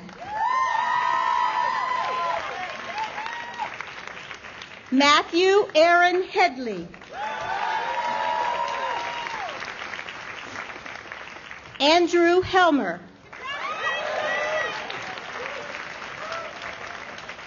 Sarah Mae Higley.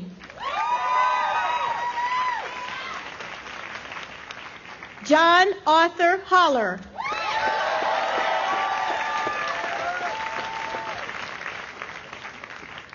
Colleen Joy Holliday.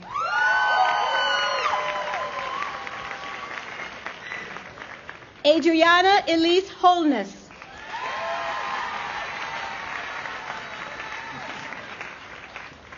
Corey Michael Hook.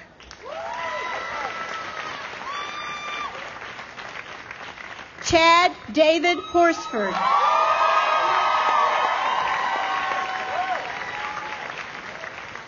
Charlotte May Wong. Nicholas Lyle Hubbard.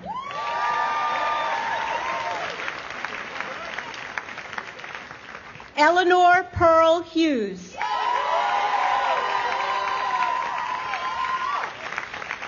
Joseph Eisenstadt. Matthew David Jezevar.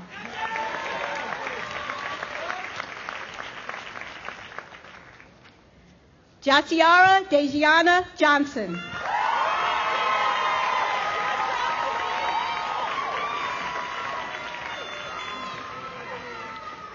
Nick Johnson.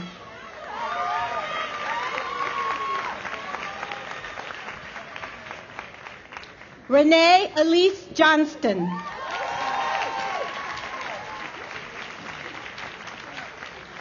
Ariana Jones.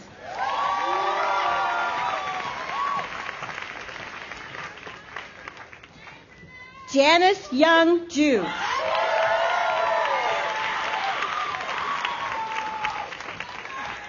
Ratna Kamath.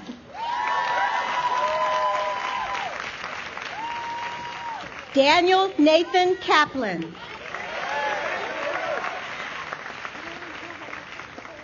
Amal Jumana Kareem.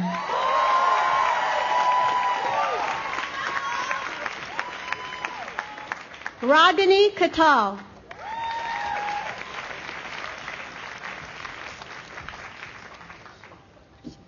Afshin Allah Khan.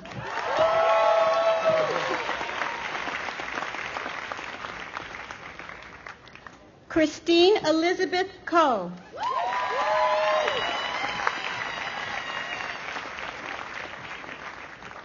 Hee Ju Kim.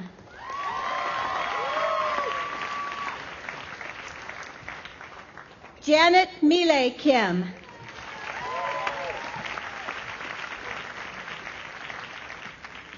Lauren Amy Kenrich.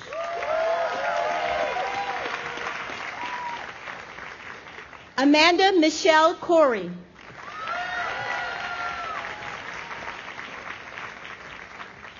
Jared Michael Kopelman.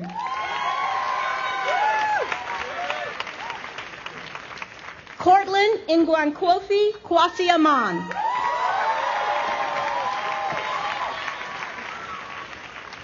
Nicholas John Kramer.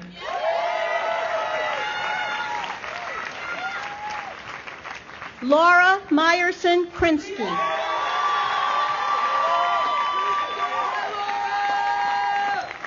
Maxwell Jarrett Kroloff.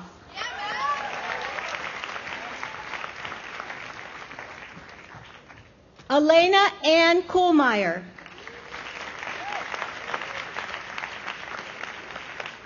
Bria Nicole Lambert.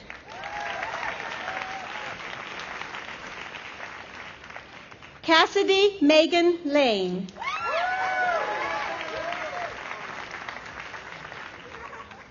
Frank Edward Langen.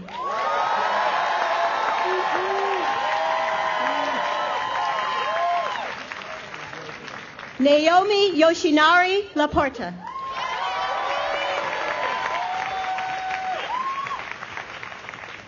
Giselle Laura Arredondo. Alec Andrew Larson.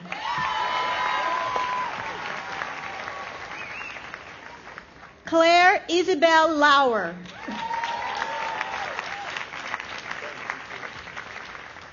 Daniel Joseph Lawrence.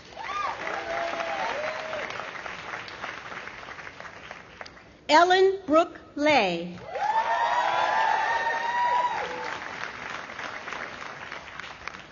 Dane Lee.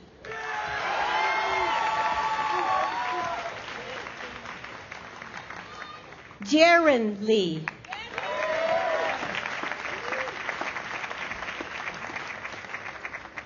Q Hyun Lee.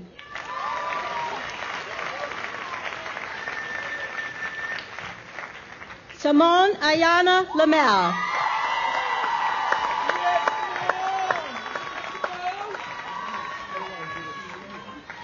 Rebecca Gabrielle Lynch.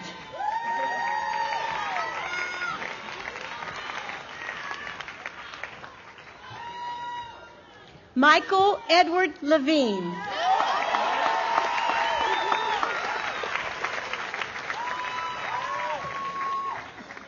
Samuel Eugene Sapinsley Lewis.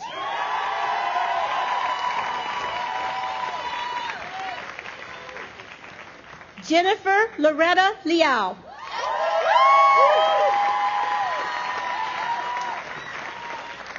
Daniel Lynn.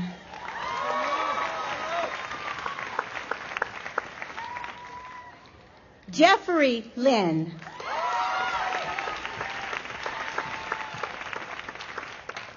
Jenny Lynn.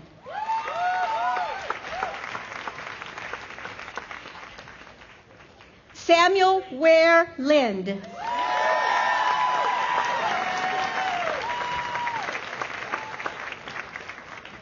Melody Yutong Liu.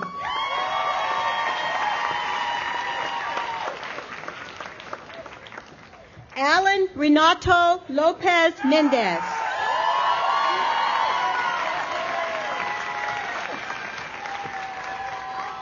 Daniel Harrison Lowe, summa cum laude.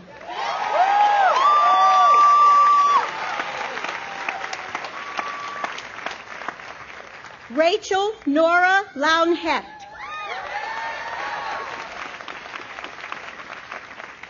Brenda Lozano.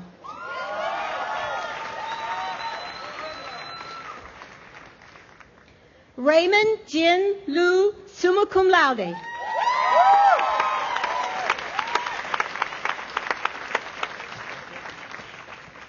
Janet Ma.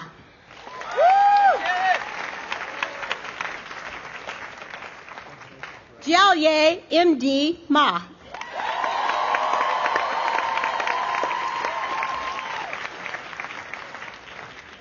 Riley Barnard McPhee.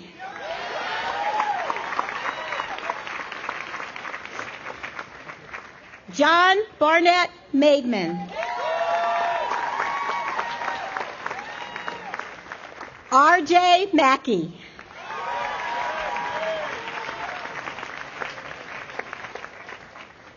Mandisha Sade Marcus.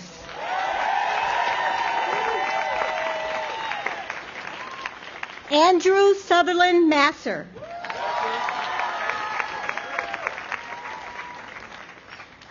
Patrick Casey Matthews.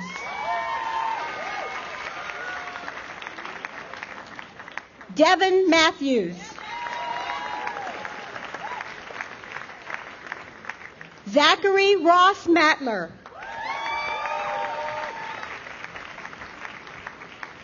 Ashley Lorene McCoy.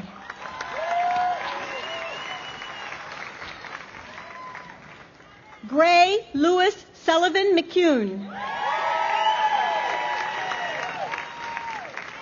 Shanda Chriselle McCune. Glenn Pandaleon McFadden.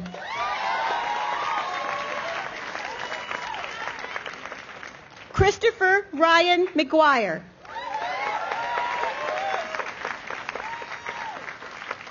Shauna Alexandra McNamara.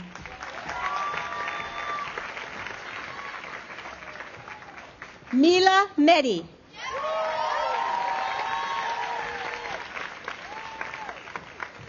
Zachary Kenneth Merman.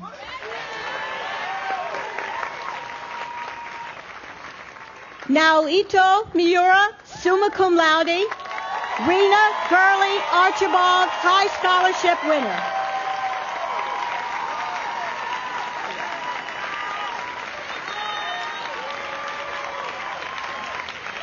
Kaylee Lynn Moberg.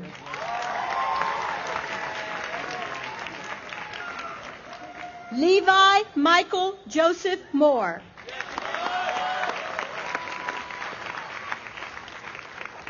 David Lee Morrell. Elizabeth Morris.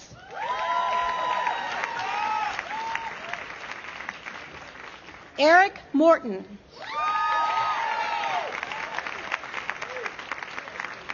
Justin Mark Anthony Moser.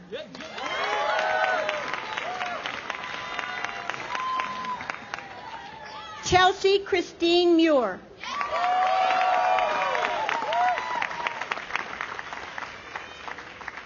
Lindsay Michelle Mullen.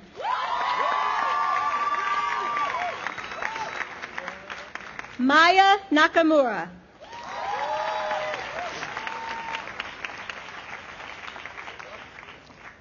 Alex Nakal.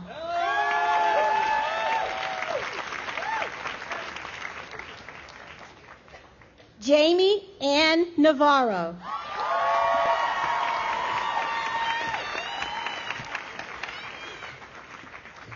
Eric Neuenhouse.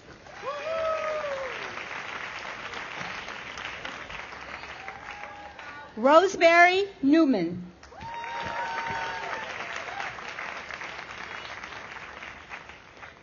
Min Chao Nguyen.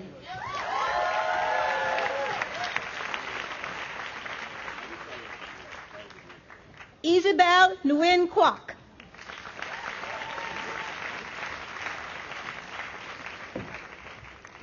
Michael Anthony Nino.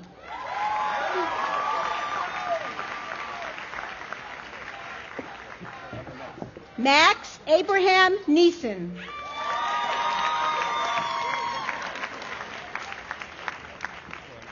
Jennifer Nishioka.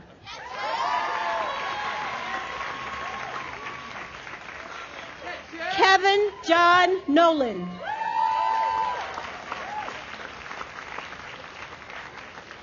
Dylan James Christens O'Shea.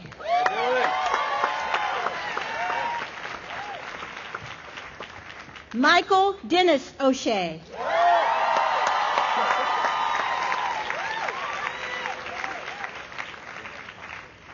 Kenyatta Dexter Odis Cottrell.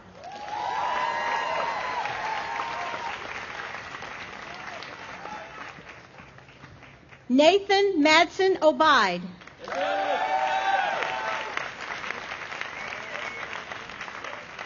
Manayo Odule Odwe.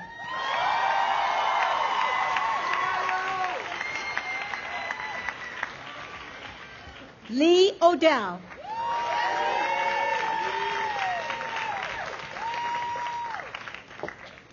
Tatiana Rose Omolo.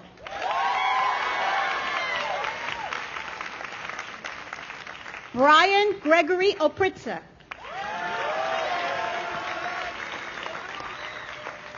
Eric Christopher Owen.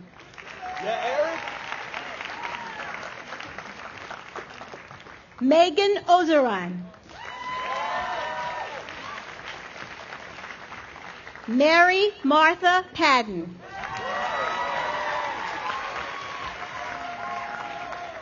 Alexander Haig Papazian.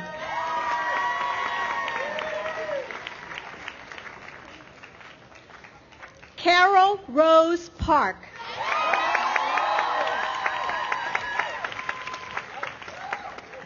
Stephen Imris Perry.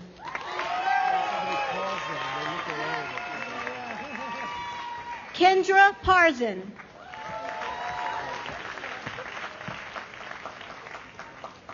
Catherine Marie Pellin.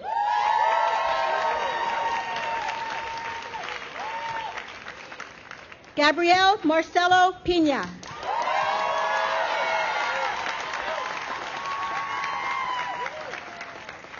Jake Thomas Pura.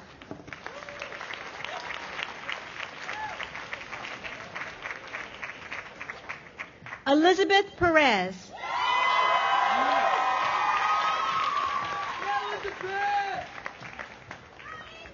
Evan Walker Perkins.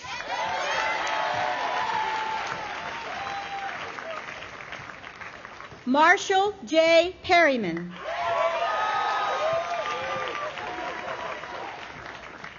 Nathan James Perch.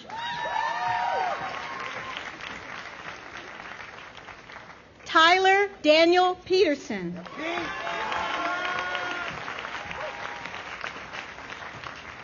Alexander James Polizzati. Benjamin Pollard.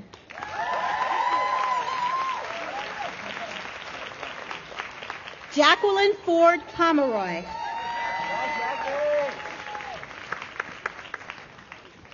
Lawrence O'Daniel Palmel.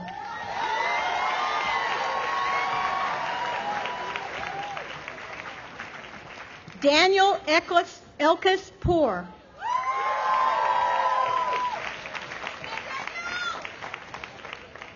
Drexel Edward Proctor.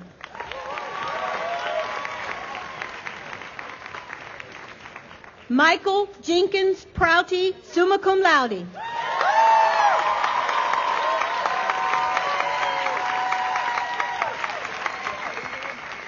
Rebecca Elizabeth Pryor.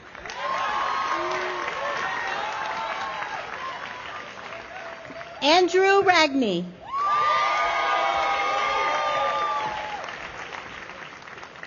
Craig Ramirez.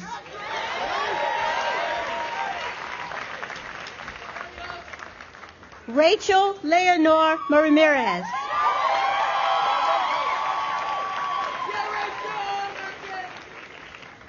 Kristen Nicole Rafael.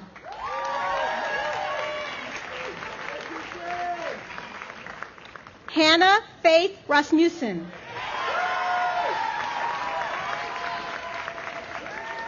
Donald Richards. William Mark Richardson III.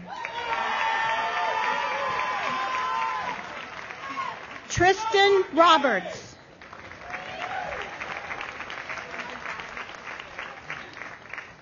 Amaryllis Rodriguez.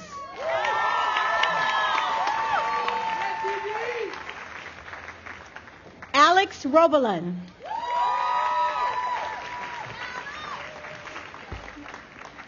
Stephanie Roman.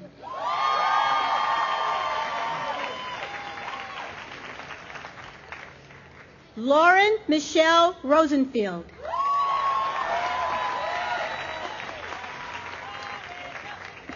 Daniel Craig Ross.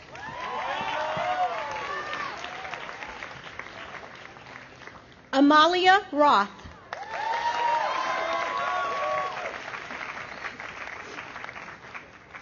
Brian Andrew Roth.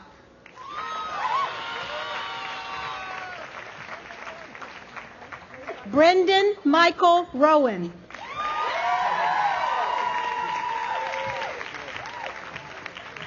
Alexander Nathan Rudy.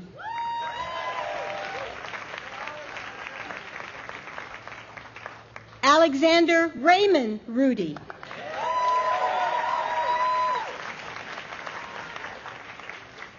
Anna Marie Catherine Ruoff.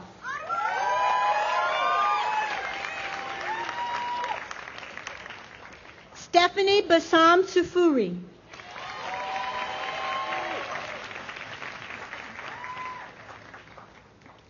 Ismail Salazar.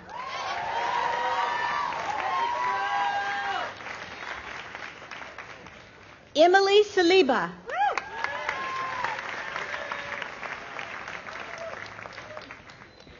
Erin Mary Saliba.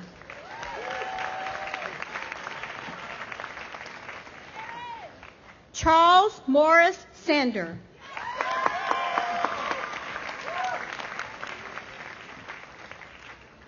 Latoya Tamara Sanderson.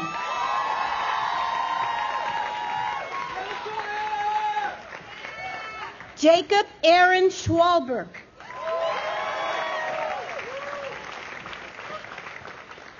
Logan Dorn Schumacher. Stephen Alexander Cinto. That's Cinto! Jacob Robert Scruggs.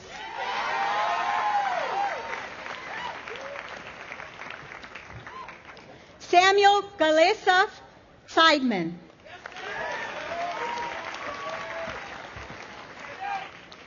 Justine Elizabeth Selsing. Stephen Cerna.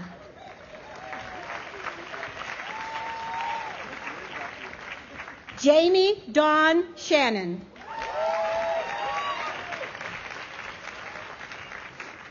Brian Shapiro.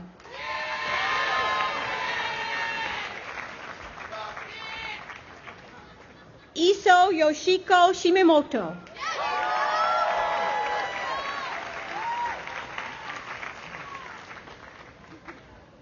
Markham Montgomery Schaffner.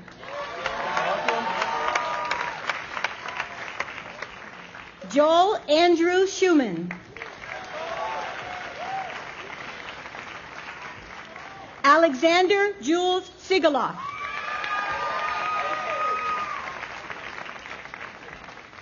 Elon Wyatt Silver.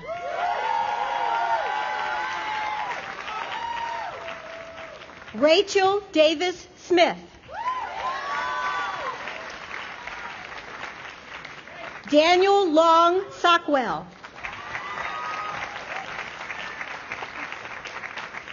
Jenny Mott Spitzer.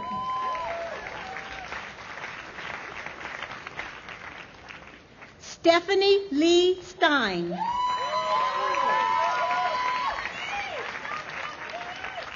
Sean Gregory Steffen.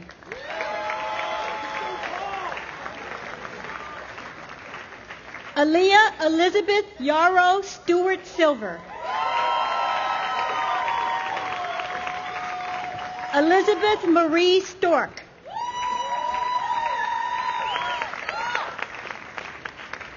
Catherine Heather Campbell Strauss.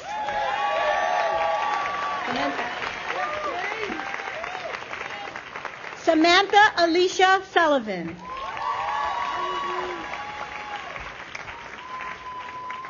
Lucille Amara Sun.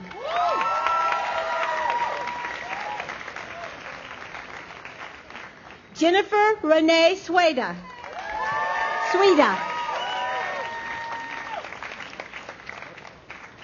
Daniel Tan.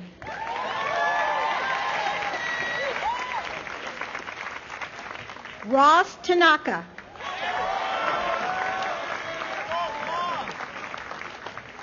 Samantha Tarshis.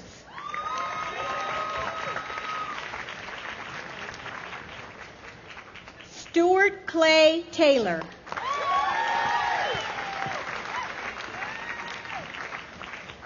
Viruk Ashanafi Tedla.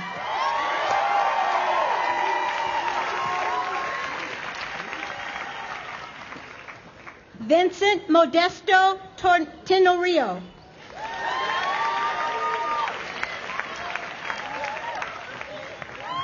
Cosimo Henry John Thawley.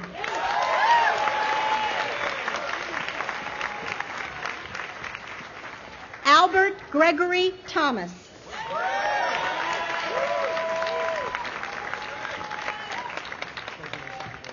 Sarah Livingstone Thompson. Summer Loretta Thompson.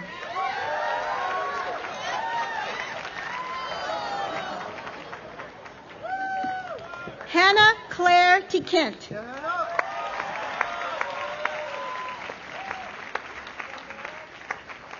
Lauren Tonetti.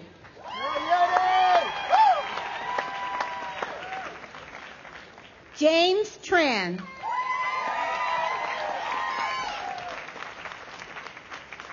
Johnson Trang.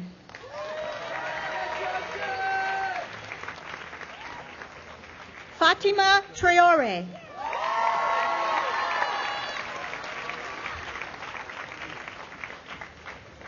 Samuel David Trias.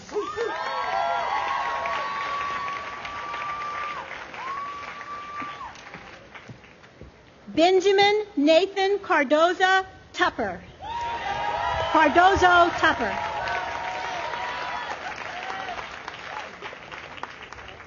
Megan Marie Turner.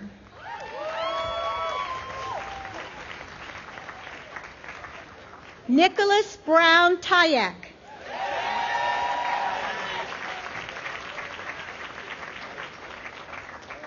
Michael Roland Urbano.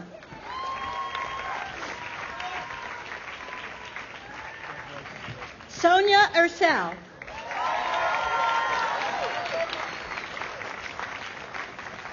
Emily Van Gulick.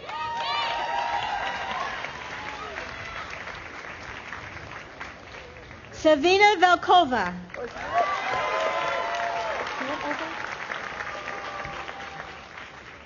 Olga Gabriela Ventura.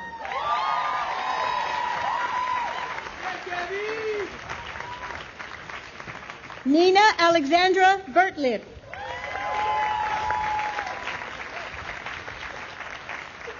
Jessica Carmen Villasenor.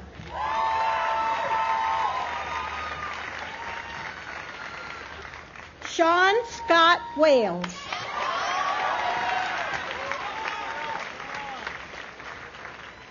Denise Jolie Walls.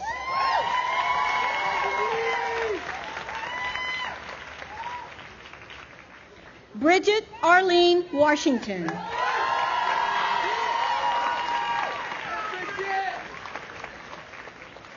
Abigail Shira Weber.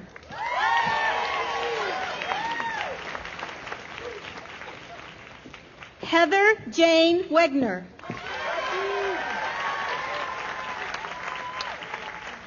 Patricia Wang.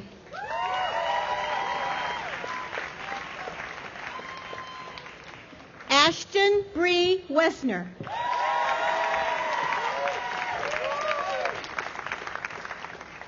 John Augustine Wick.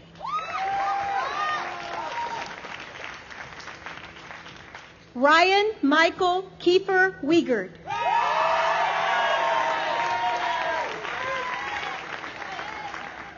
Nathan Taquito Willerat.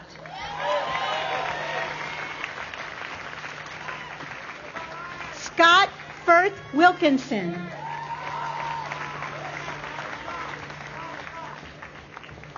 Brianna Antonice Williams.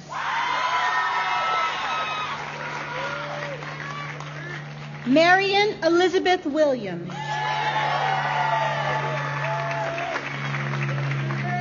John Alden Williford.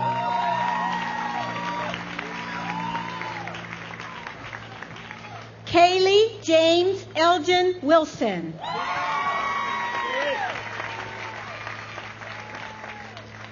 Cameron James Wyndham.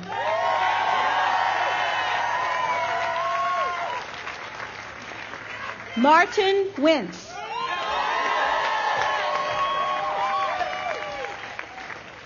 Catherine May Wise.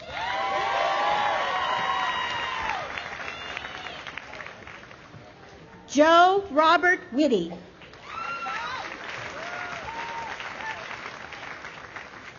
Taylor Alexander Wolf.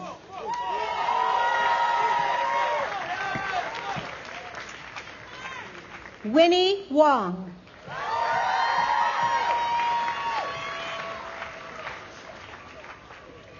June Wu.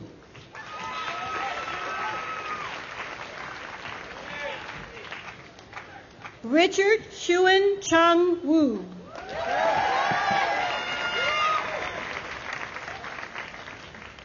Madeline Catherine Wise.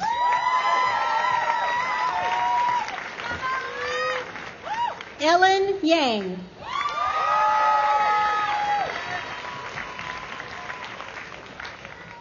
Sophia Yang.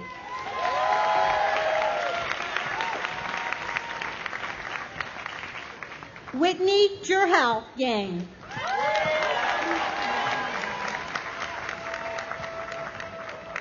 Nanako Yano.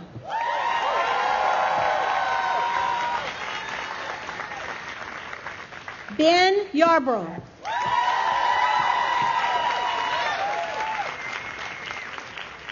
Jocelyn Antoinette Young.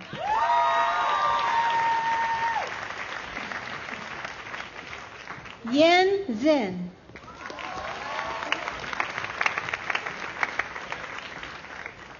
Danyang Zhao.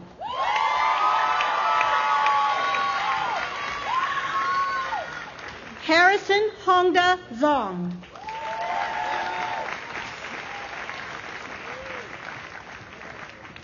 Theodore Joseph Zwang.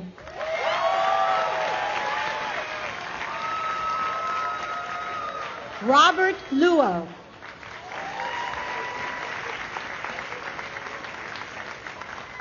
Leah Ray Stoyer.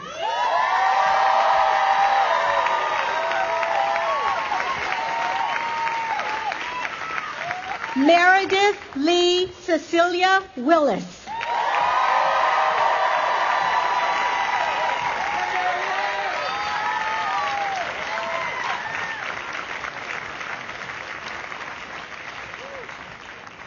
The class of 2011.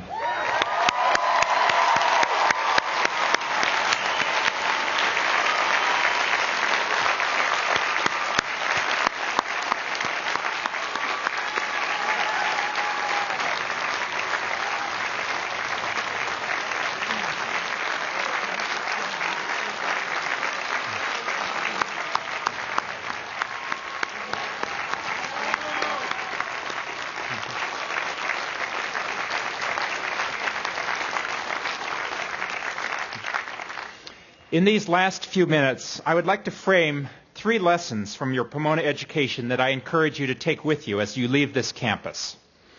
The first is facts matter.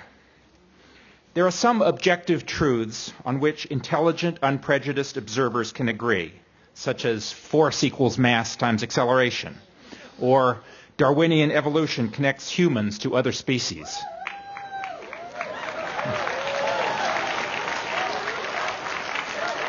In the face of a simple fact, such as Barack Obama was born in Hawaii,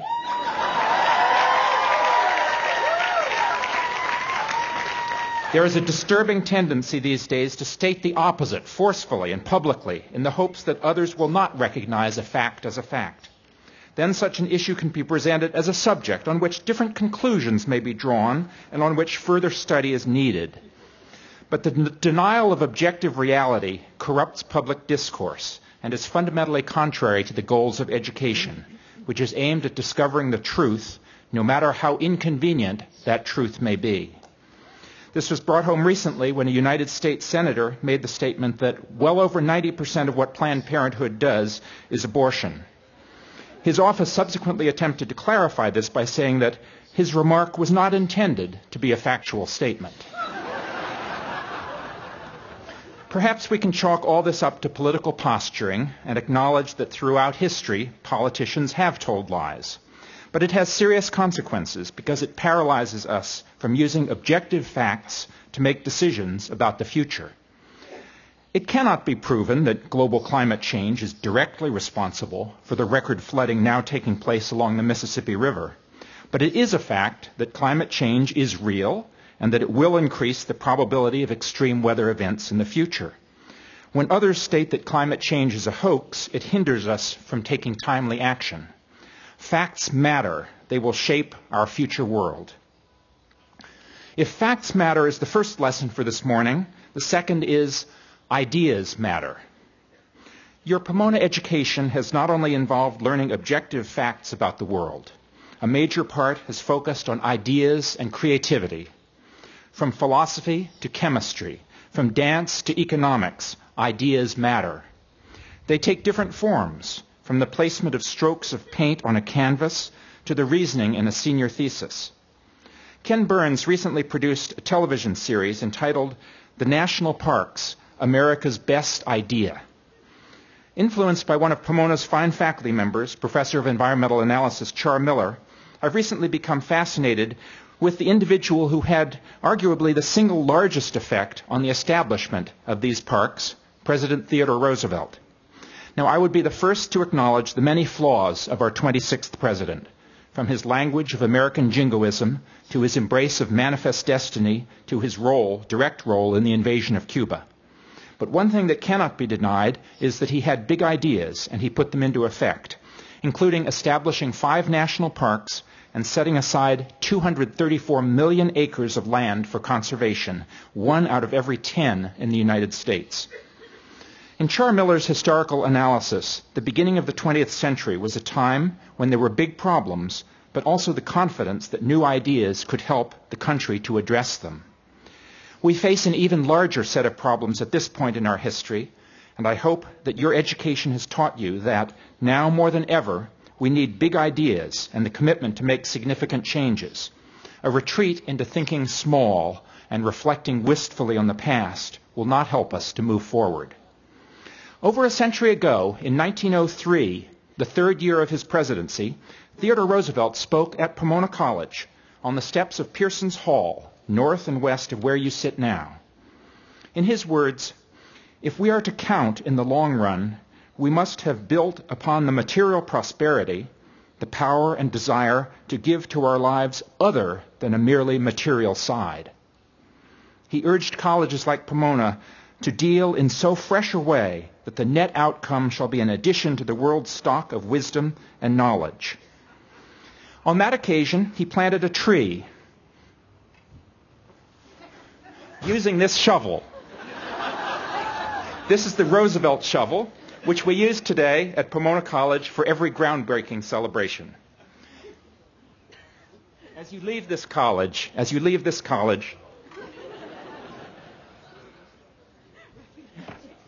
take with you the confidence that big ideas can plant trees, build buildings, and shape the world. Ideas matter. Facts and ideas are central to your Pomona College education, but they are not the entire story. People matter. Education is not just what you learn in the classroom, it is also the relationships that you build and the community to which you belong. In a world where online learning is touted as providing just as good an education to even more people in the future, Pomona remains committed to the goals of a residential liberal arts college experience. From our sponsor groups to our ID1 discussions, from OA trips to senior seminars, education at Pomona is built on relationships.